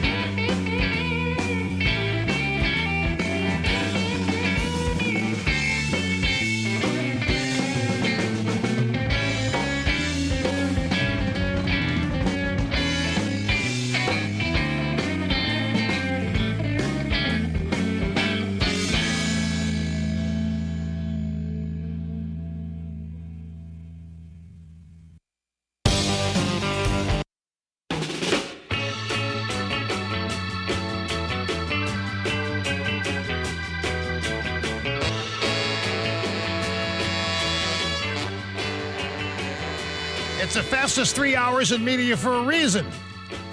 2 of them are already over. And yet there's just one remaining. And it's coming up right after a brief obscene profit break right now here at the top of the hour.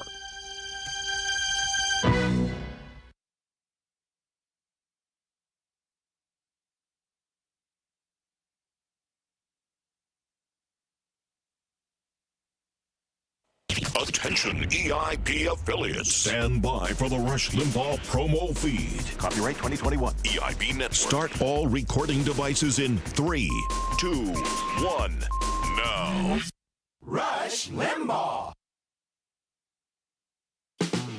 Rush Limbaugh. The left is not interested in entering the arena of ideas. They're not interested in the challenge of persuading people to agree with them. They're going to force you to. They're going to force you to agree with them, and if you don't, then you're going to pay a price. But they're not going to waste their time trying to persuade you to change your mind. They don't think they should have to. If you don't agree with them, you're already in trouble, and there's no way around it.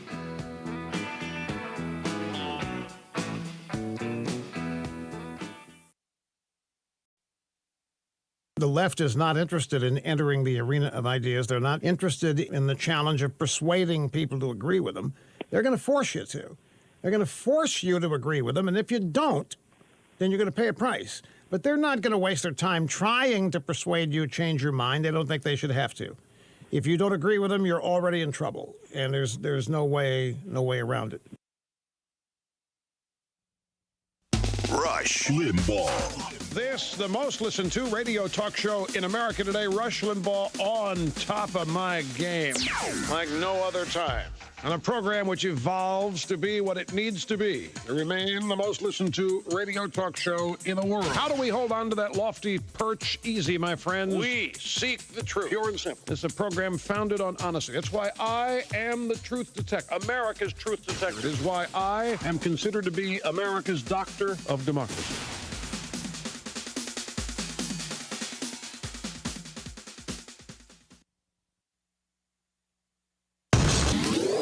This concludes the promo feed. Production directors everywhere. Be with us next time as we make your life easier on the EIB network.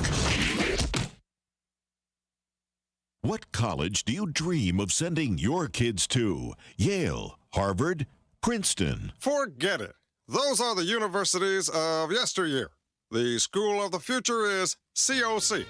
Community Organizer College. I'm a graduate, and I just took control of General Motors. And now I'm thinking of taking over Chrysler, too. Maybe.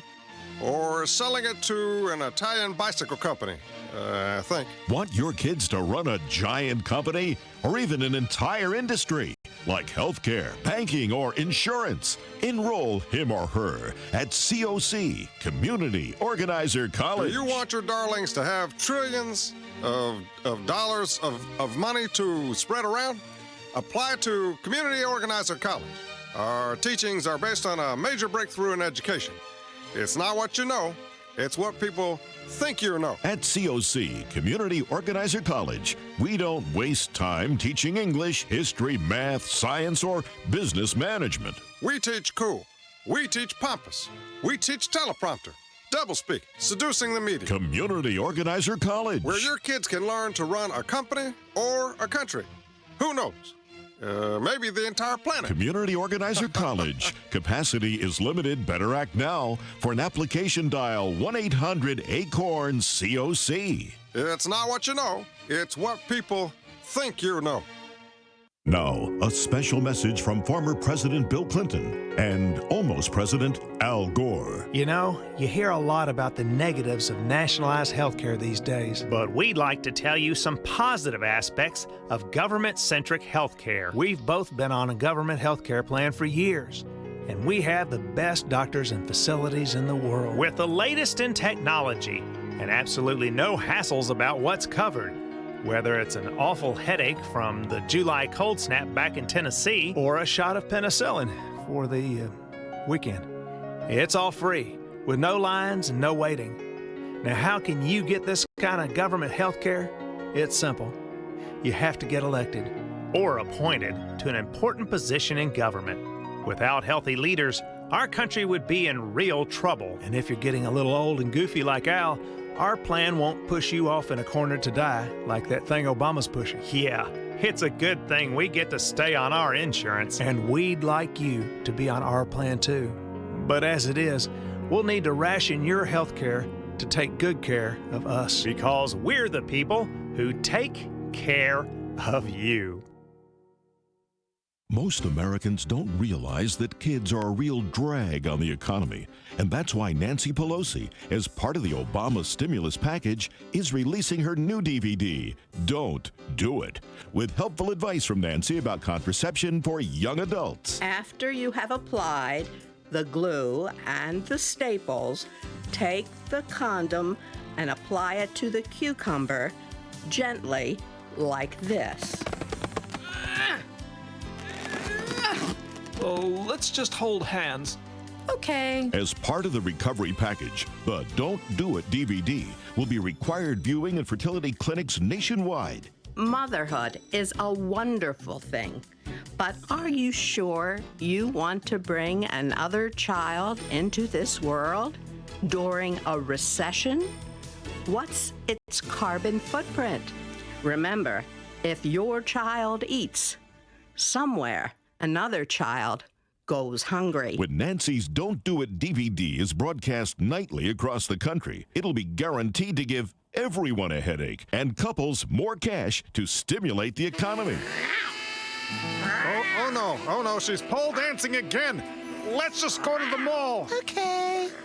So if you're in the mood, try Nancy Pelosi's Don't Do It DVD, the most effective contraceptive ever.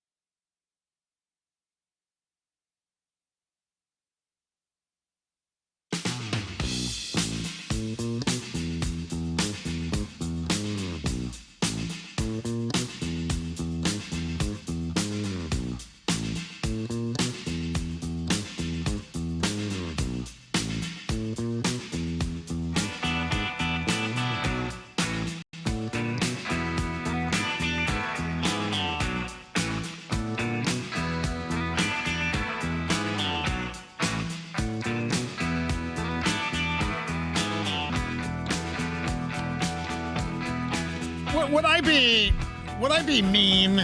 Would it be mean to point out that Mitch McConnell didn't seem to mind his wife getting a cabinet job under Trump? And in fact, she was in the Trump cabinet for 4 years, right? She was one of the early, I think, labor secretary. Well, no, I mean, if Senator McConnell is now going to dump over Trump, grab soundbite number 23. This is on the Senate floor today. Mitch McConnell, who I guess has pretended to represent 75 million Trump voters all these years. But here's Senator McConnell, leader of the Republicans in the Senate, on the Senate floor just this afternoon. The mob was fed lies. They were provoked by the president and other powerful people. And they tried to use fear and violence to stop a specific proceeding of the first branch of the federal government, which they did not like. Yeah. But we pressed on. Right. We stood together. We were brave. And said an angry mob would not get veto power over the rule of law in our nation. We were brave. Not even for one night. That's right. We certified the people's choice for their 46th president. And we were brave about it. We certified the people's choice. 46th president, that'd be Joe Biden. So you don't think it'd be mean to point out that Senator McConnell didn't mind his wife being in Trump's cabinet for 4 years. Well, no, I mean, I'm saying if Trump's capable of all of this, then clearly this isn't the first time Trump has done things that you might object to. Why didn't Elaine Chao resign from the Trump cabinet much earlier? Because there were clearly, I mean, they were talking about invoking a 25th Amendment. Yeah, they were talking about, 2 years in doing all kinds of things to get rid of Trump. But she hung in there for all 4 years as a member of Trump's cabinet. There has to be a reason why. Today on CNN, the info babe, Brianna Keeler, had as one of her guests Ronald Brownstein of The Atlantic. He's a senior editor there.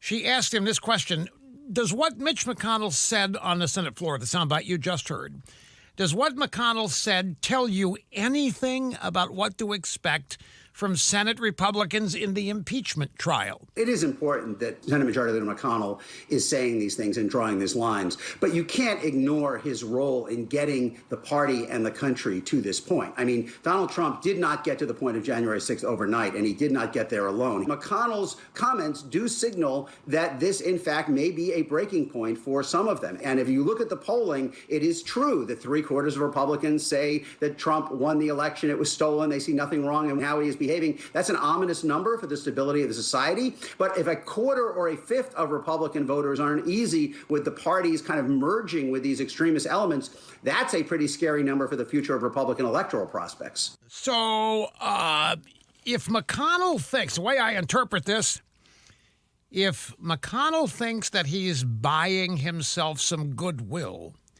from the drive-by media, he can think again. They can't buy goodwill. They've never been able to buy friendship, support, or goodwill. Yet they do not learn from this. They nevertheless end up think that it's always possible. And it isn't. And you hear it right here in Brownstein. Okay, so fine. Mitch McConnell saying these things, he's drawing these lines, but you can't ignore his own role in getting the party and the country to this point. I mean, Donald Trump didn't get to January 6th overnight, and he didn't get there alone. Mitch McConnell helped out. Now, McConnell's comments do signal maybe a breaking point for some Republicans. And if you look at the polling, it's true. 3/4 of Republicans say Trump won the election, that it was stolen. They see nothing wrong with how he's behaving. Brownstein says that's an ominous number for the stability of the society. That number scares the hell out of them. We're talking 70 to 75 million people, and there's polling data out there that says 75% of those people think that Trump won, that the election was stolen. They see nothing wrong with Trump behaving the way he is, and they're worried. See, this is bombed out on them, and we had a soundbite earlier today that demonstrates that. They failed. They were certain that what happened on January 6th, they were certain that this was going to end up destroying the bond that Trump has with his voters. And it hasn't happened. And they're devastated. They don't know what to do. They literally thought that they were going to be able to end all of this with that revelation, and it's not been the case. Here's Biden, by the way, audio soundbite number 25. This is in Newcastle, Delaware, today, before Biden heading to Washington for the virtual inauguration.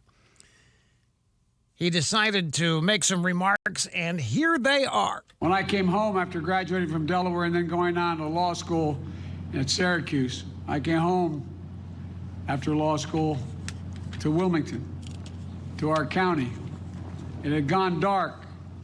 Dr. King was assassinated. Wilmington had been in flames. The National Guard patrolled the streets. And that turmoil inspired me to become a public defender, a step I never anticipated would lead me toward this improbable journey. Isn't it funny the way Democrats always have a current events story with ties to their quite younger past that serve as the motivation for them getting into politics? It always amazes me that every Democrat has some tie-in to Martin Luther King or Bobby Kennedy or JFK or Sirhan Sirhan. You take your pick. They have a tie-in to John Lewis. They may have a tie-in to Bull Connor. They may have a tie-in to James Edwards. It's fascinated me. And so here's plugs. When I came home after graduating from Delaware and then going on to law school at Syracuse, I came home after law school at Wilmington to our country. No, you didn't leave the country. What is it? He's come home twice here.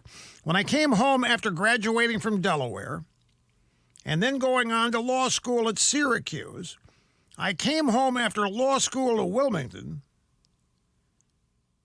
to our country. You were never out of the country unless you went to Syracuse in Italy, which I guess is possible. He wouldn't know.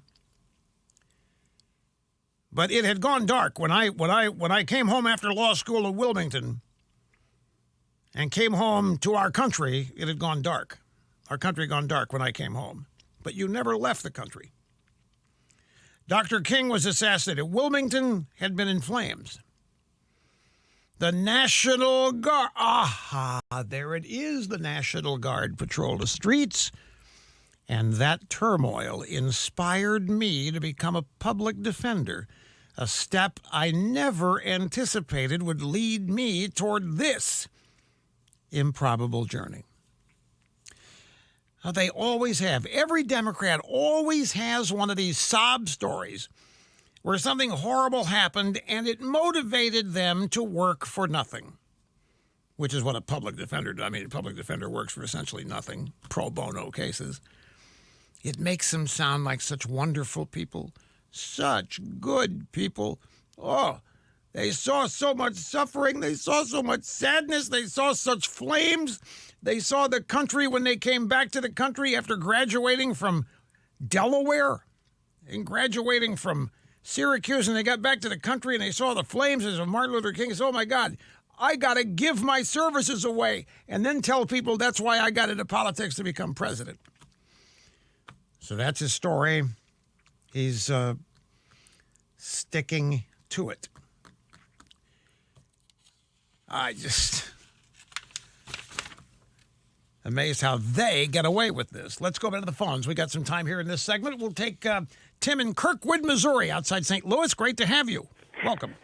Thanks, Rush. Thanks for having me on. You bet. Mitch McConnell should not be blaming President Trump nor unnamed political leaders. He should be blaming the millions of us out here that feel that we were cheated in this last election. Well, but you don't have a mind of your own. You're a mind-numb robot. You're only doing what you're doing because Trump led you to it, you see. So he thinks you're exempt. Yeah. I didn't mean to stop you. I continue with your thought. No, it's, Rush, we're all frustrated. And it seemed like the tide's turning against us here, and there's just no way to reverse it. Well, I understand that, but let me. This is tough. Let me ask you how long you've had this sense that the tide is turning against you. Oh, several months. Okay, so it's not something you just realized today. It's something that you've been aware of for a while. Oh, no, I felt this coming. I mean, we've you know, the people that want to be able to vote without registering, these mail-in ballots, these unregistered ballots. Et cetera. Yes. All of these things were designed to counter your vote. All these things were designed to make your vote not count, really. It was designed to overwhelm the massive turnout that they knew there was going to be for Donald Trump. Yeah. But the idea that things have been aligned against you, it's not new at all. But you know what's going to happen? All of this eventually, I don't know when and I don't know how, but all of this is going to backfire. And you know why? Because the Democrats are Wile E. Coyote. They always blow themselves up. They always step in it. I can't predict when it's going to happen here, but they always do. The media will always be there to cover it up for them as well. But they're going to blow this because they blow everything. They blew with the Wellstone Memorial. They've had any number of chances to totally take over and co-opt this country. I'm frankly surprised that there is still, given everything that's happened, that there is still a viable opposition, which is made up of people like you. Tim, you're not at your wit's end yet. You're not without your options, and you certainly have not lost all of your power. They're scared to death, Tim, of what you could still do. They're scared to death of Trump. They're scared to death that he was going to run again. They're scared to death. They don't think that they have vanquished Trump. They hope they're able to down the road, but they don't believe they have now. But people that have visions of authoritarianism and totalitarianism are quite dangerous, and they're not to be taken lightly, so don't misunderstand. But they are going to blow this. It's going to blow up on them one way or another. It always does. And the reason it does is because of the people of this country. The majority of this country is not socialist. The majority of the population doesn't want socialism or communism, and they realize it's being forced on them against their will. And I'm going to tell you something, Tim. We have a more active, engaged opposition to the Democrat Party today than at any time in my lifetime. And it manifests itself in any number of ways. I have been frustrated over the years, as I have shared with you, that we don't seem to engage in any real opposition. We just complain. We go vote, we complain, we talk about this or that. Well, those days are behind us. I think there are a whole lot of people doing a lot more than complaining. And I'm not talking about the conspiracy side of things. I'm not talking about the QAnons, whoever the hell they are, and whatever else. I think there is a genuine degree of anger in this country over the specifics of what happened in this election. I think there is a legitimate amount of anger among the American people who voted for Trump, who realize or strongly believe that he was cheated. They are livid over the way he was treated for 4 years. They are livid over the efforts that have been made to destroy him. They're not going away. You have, I think, every reason in the world to remain confident. Now, having said that, Biden is going to be inaugurated tomorrow, and he's going to be president, and the Democrats are going to run everything for a while. And in that, they're going to blow it. Look at what they're doing in California. They're forcing people to leave California. Tech people. They're forcing people out. Now, it's got its downside. Those people are going to other states. They're going to our states, and they're bringing their corrupted policies with them. But the people that have brought liberalism to their states can't even stay to live there. So we've got plenty of opportunity that's going to be presented. It's going to be right in front of our faces each and every day. It's going to require action. It's going to require voting. It's going to require any number of things. But I'm telling you, I'm seeing the clock. I got to go.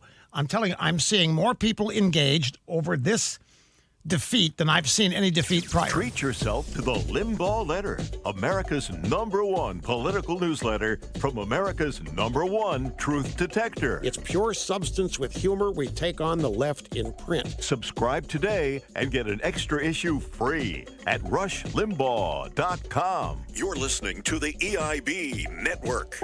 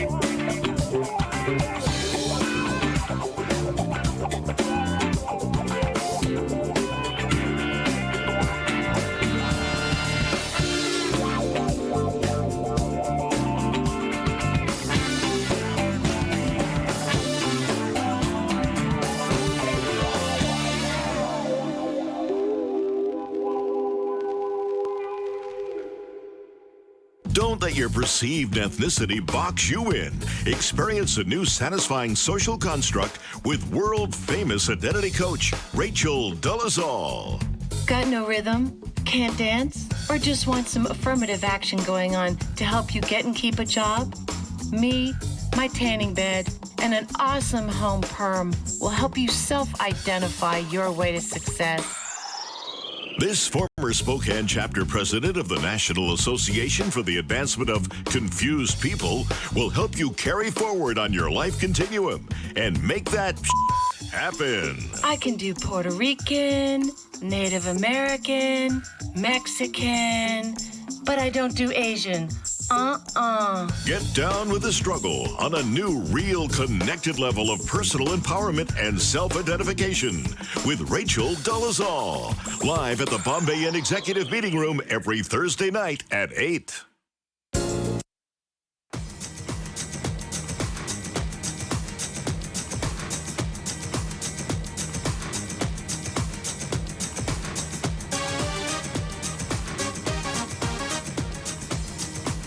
All right, now look at this. We just got an email. Snurdly just got an email from Mark McKinnon, who I have discussed on the program today, specifically at dinner in New York, Sunday night before the Republican Convention 2004. Here is the email from McKinnon. Hello, Snurdly. Mark McKinnon here. I'm pleased that Rush remembers our dinner in 2004. Remind him that it was me, Peggy Noonan, and Matt Drudge at his table. I knew that. I was trying to protect the identity of people who may not wanted it known. I do things like that. What Rush got wrong is that I have no association and never have had with the Lincoln Project. I have no contract with MSNBC. I never have had. And the project I referred to only has to do with getting the facts out about what actually happened during the election, which unfortunately many on conservative media got wrong or distorted. I don't know what he's talking about there, but he wants a correction, so I offer corrections. And he said, Once the effort is announced, Rush will see that many people he respects in Republican circles will be involved. I suppose it's too much to ask for a correction, but I would like for Rush to know what he got wrong about me. Too much to ask for correction. I do nothing but correct myself if I have been shown to be wrong, and I do it at the very beginning of the next segment or show after I've been informed I was wrong. I'm not like people that don't do corrections like the New York Times, or I don't, I do them but bury them. I make them prominent. I admit that I was wrong about things. I'm not in this to be wrong. It doesn't serve me to be wrong about things. It doesn't serve me for people to think I don't care if I got something wrong. So I am happy to read this email. I'm happy to issue the claimed corrections. Although I don't understand some of it, but okay. So he may not be a member of the Lincoln Project. But Snerdley, is it safe to say the guy's a never Trumper? I'm not aware of it. But never Trumpers are a specific beast. And for whatever reason, I've always assumed that he is a never Trumper. The people he hangs around with are, particularly on his Showtime show. It's called The Circus. Anyway, Mark, if you listened, you would know that I do corrections immediately when it's proven to me that I got something wrong. There's nothing in it to be wrong about things, for me anyway. We'll be back. We'll continue after this. Don't go away. And now a word from the National Keep Our Own Kids Safe campaign about the danger of soccer. If they have a competitive player on the field that they can't beat, they're coached to hurt them and take them out of the game. Keep Our Own Kids Safe national celebrity spokesman Rush Limbaugh. At what age is that taught? Fairly young. That is the entirely different picture from what I have always thought soccer was. I thought soccer was a refuge from violence. I thought that's one of the drawing cards of soccer, and that parents were sending their kids out there so they wouldn't get involved in those kinds of activities. Well, that's exactly why we had our boys play soccer. This same son went to college on a soccer scholarship, and he thought he would get away from this being attacked. In a tournament game, he again won the ball, and the kid he won it from ran wide open at him, lunged at him with his knee up and got him in the groin and shattered a testicle. They left him laying on the side of the field during that game, and he went into shock. This is a genuine horror story that I'm sure pains you to tell. I think it's important to point out that the soccer moms obviously didn't know and don't know. It's not that they were irresponsible or are irresponsible like Jane here. They were just uninformed. This is why our education campaign is so important. Join Rush Limbaugh and help support the Keep Our Own Kids Safe campaign. Look for the Keep Our Own Kids Safe chapter near you. You'll find them everywhere. Attention drivers, truckers, RV owners. Do you enjoy driving and talking on your handheld cell phone but don't want a ticket? Then you need the Burger and Fries Stealth Cell Phone from Crapco. The phone comes disguised as a lifelike plastic hamburger bun. Add the condiments of your choice for added realism. Stick the included wireless French fry in your ear. Then drive and chat the miles away. And in case you're pulled over by the man, all right, Mac, you're getting a ticket for driving while using a handheld cell phone. But, officer, I wasn't on the phone. I was just eating my burger and fries. Oh, well, that's different. Here, you need a napkin. Why, thank you, officer. Plus, each Crapco Burger and Fries Stealth Cell Phone has a lifetime warranty just in case you ever have to eat it. Hey, that's not one of those Crapco phones, is it? Let me see you take a bite out of that bun. Sure. Simply recover the residue and send it to us for a complete refund. The revolutionary Crapco Burger and Fries Stealth Cell Phone. Onions, pickles, ketchup, mustard, mayonnaise, and sesame seeds not included. Now, boys, I thought we agreed in our meeting last night that we wouldn't act this way. You know how your mother feels about using the scissors on the sofa. I just don't think I'm reaching. I was reading the other day in Parents R Us magazine about how you can write little reminders on those Post-it notes, and the bright colors really help focus their attention on what you're trying to say. Folks. Who are you? I'm here with a message about parenting from your Oklahoma State Legislature, reminding you it's okay to spank. Spank? What's that? Spanking is a time-tested form of physical discipline, which has proven to be quite effective. Oh, you must mean that cute new video with the train that sings those cute little songs and, the ones No, that... ma'am, spankings are fairly simple. First, you turn the child over this knee, and then you... Don't you strike our child? Yeah, let me. In addition to being a superior form of discipline, spanking has also been shown in some families to be a great source of cardiovascular exercise. Are you going to behave now, young man? Yes, sir. This message brought to you by the Oklahoma State Legislature.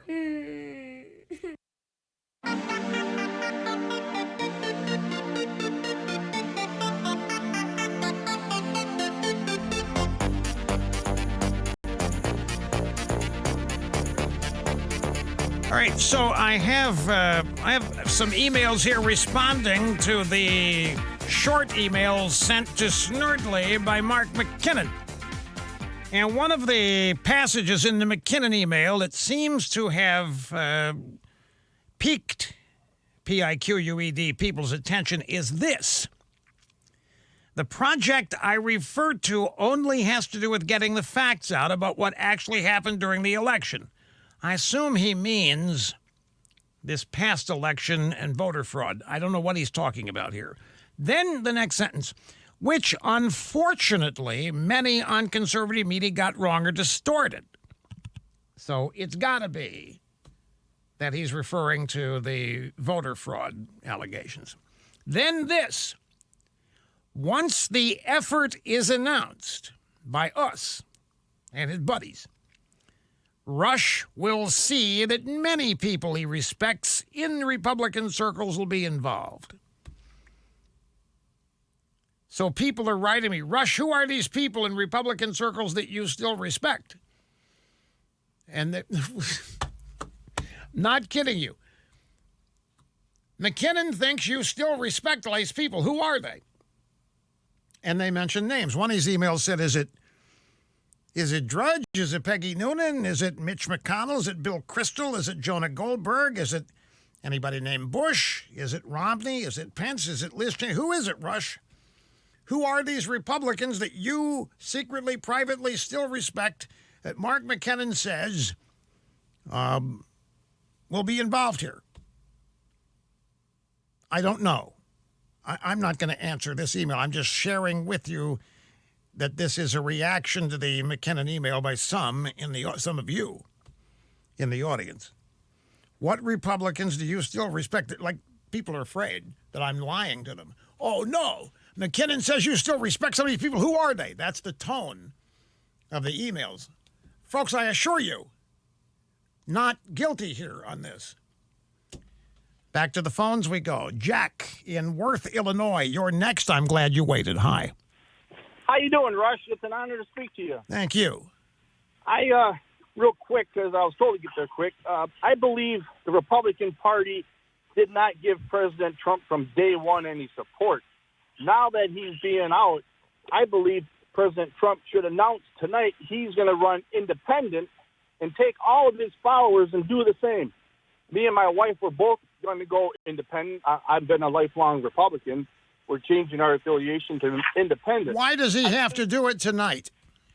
Well, he's going to be giving a speech, and it might be his last opportunity to talk to the mass people out there, all of his supporters. He's been banned from social media. It's going to be hard for him to get out there and tell his followers.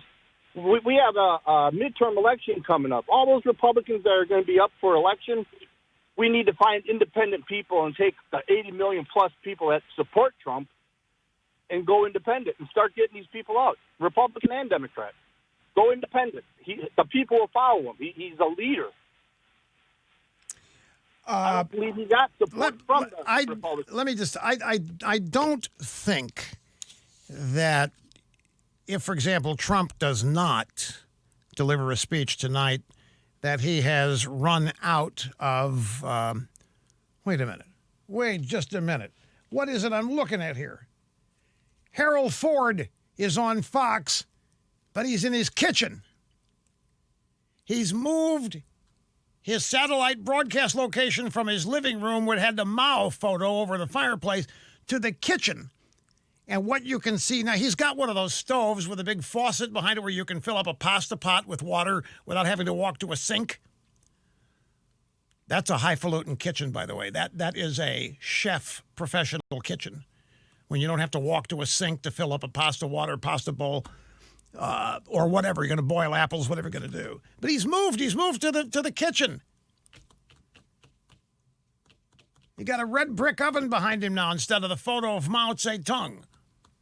Anyway, I didn't lose my place. If you're worried, Jack, that if Trump doesn't do a speech tonight that he's lost opportunity to reach you, that's not going to be the case. What do you feel that running as an independent would be? Do you think it'd be a positive thing? I mean, right now, I don't. I am so outside of that aspect of politics, parties and labels and independents, Republicans.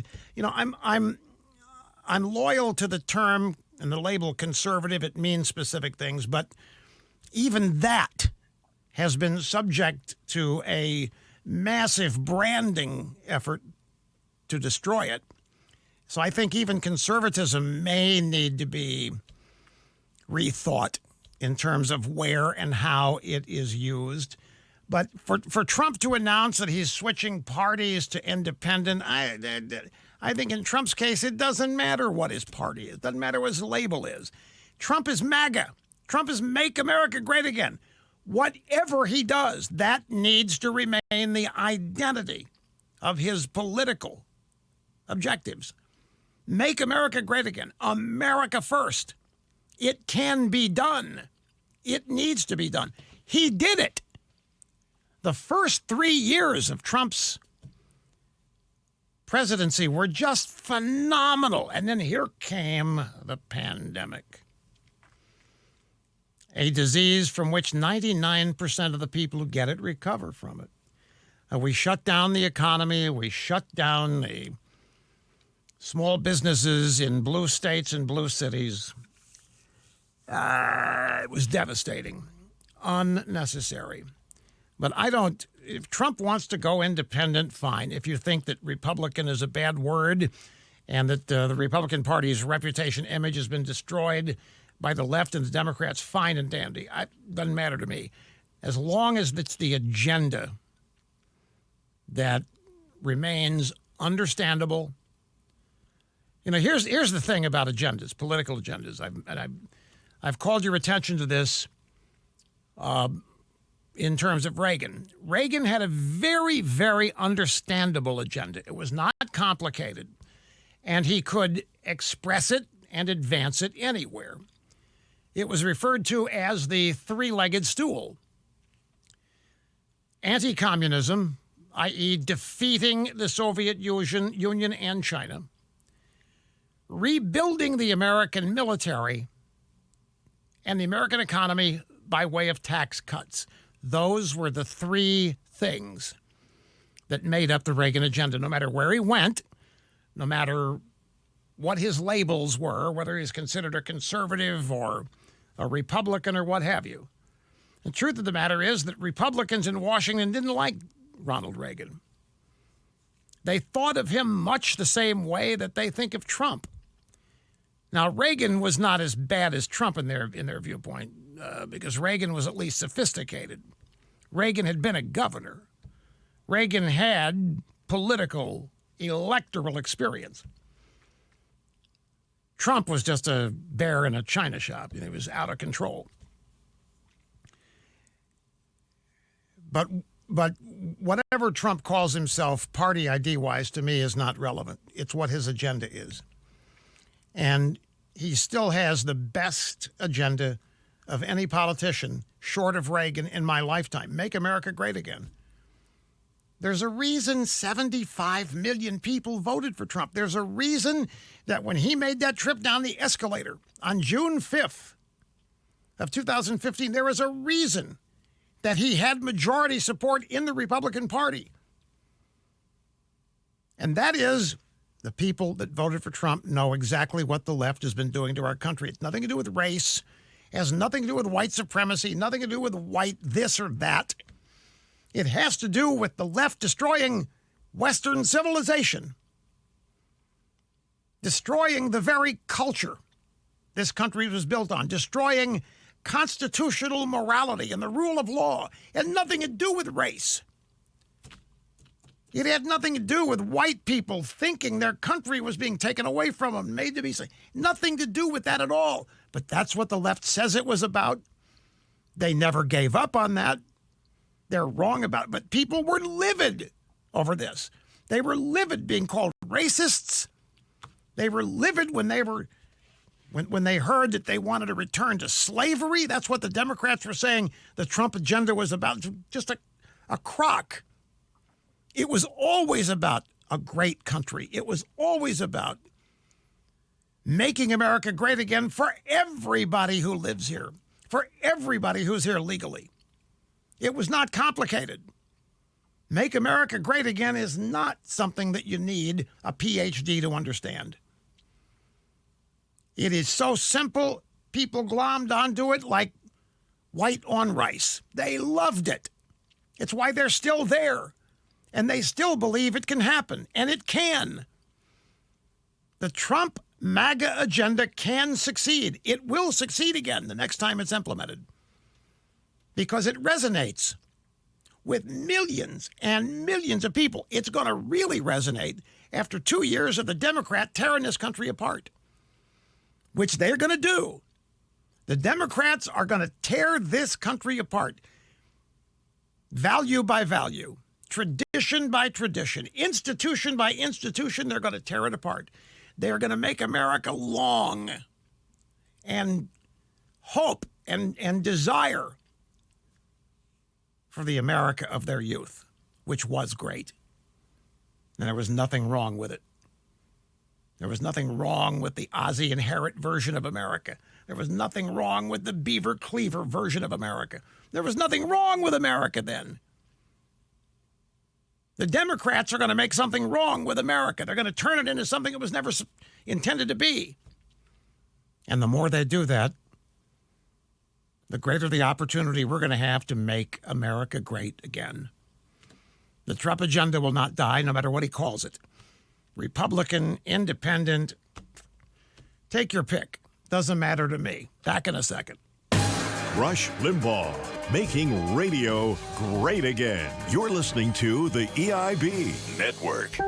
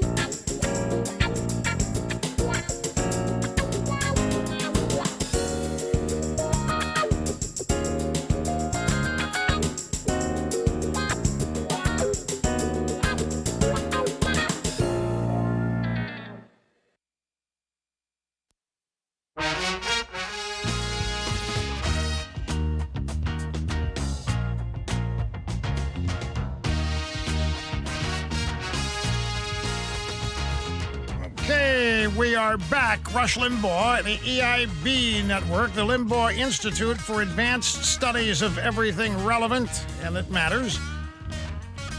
A household name in all four corners of the world. And now we go back to the phones. This is Tom, Palm Coast, Florida. Great to have you, sir. I'm glad you waited. Hello. Hey, Rush, mega dittos from a late August 1988 listener. And Thank you. Mega prayers for you and Catherine and your families. Thank you very, very, like I said yesterday, I appreciate all of this, and don't let the manner in which I say thanks make it sound like it's pro forma. I really do appreciate it. Never would have thought that. I'm going to get right to it because I was told to. Do you believe 100% in your heart and soul that the Democrats will follow through with packing the court, ending the filibuster, and making D.C. and Puerto Rico states? I think right now they have every intention of doing that. Yeah, they have every intention of trying it. Yeah. Well, if they do, and we know that since they cheated very well and won, yes, and they'll expand mail-in voting exponentially if they can because they saw how well it worked. That's exactly right. How do you maintain the unbelievable amount of optimism you have for the future since they won this one and because I think should be relatively easy for them? This is hard to explain. I just don't see our country dying this way. I just don't see it. I rather see something happening that screws up the Democrats in the midst of their efforts to do this. I don't deny they're going to try. I don't deny that they're serious in their thinking about it. I just think that something is going to happen that will prevent them from actually accomplishing it all. I can't begin to tell you what it is. I don't know if they'll have defectors in their own ranks. I don't. But I just don't see the end of the United States right now. I just don't see it. I don't want to see the end of the United States by any stretch of the imagination, but they're getting very adept at the amount of evil they have in them. Yeah, I don't. And what they're doing, and they're winning doing it, and we seem to have no responses to it. Yeah, I hear you. I don't deny that it's a frustrating thing that you've nailed it. They're winning while doing this. It appears that they're winning while doing this, but I'm telling you, there's more of a organized opposition to them than there has ever been since I've been doing this show 30 plus years. I don't know how that's going to manifest itself either. But I also, in all aspects of life, I have just found, including having it confirmed again recently, there's just no purpose in pessimism. There's no, unless you are convinced that it's the only reality, that the worst you can think of is what's going to happen, and you'd better prepare yourself for it. I just haven't gotten to that point yet where pessimism is a worthwhile virtue. Now, some people will tell you that it is because you have to prepare for inevitable reality. I'm still of the mind that inevitable reality isn't inevitable. That is still subject to change by virtue of going to war against it. I also don't deny that I am, for the most part, a naturally optimistic person. So, and if you want to think I'm all wet, and if you want to think I'm saying this out of something less than sincerity, go ahead. But that's not the case. I'm not trying to be optimistic for the sake of the audience or anything else. I'm just sharing with you what I actually feel and think in combo about this. It just all adds up to I'm not ready to give up yet, I guess. He's America's adult. Rush Limbaugh on the EIB network.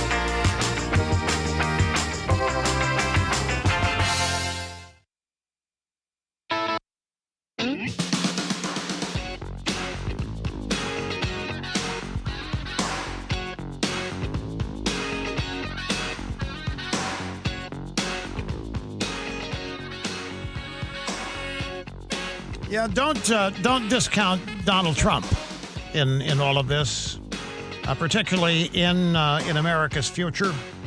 No, I don't know anything. I just, other than I know Donald Trump. And that's it for today, folks, but there's always tomorrow. So best to you. Thank you so much for being with us. See you next time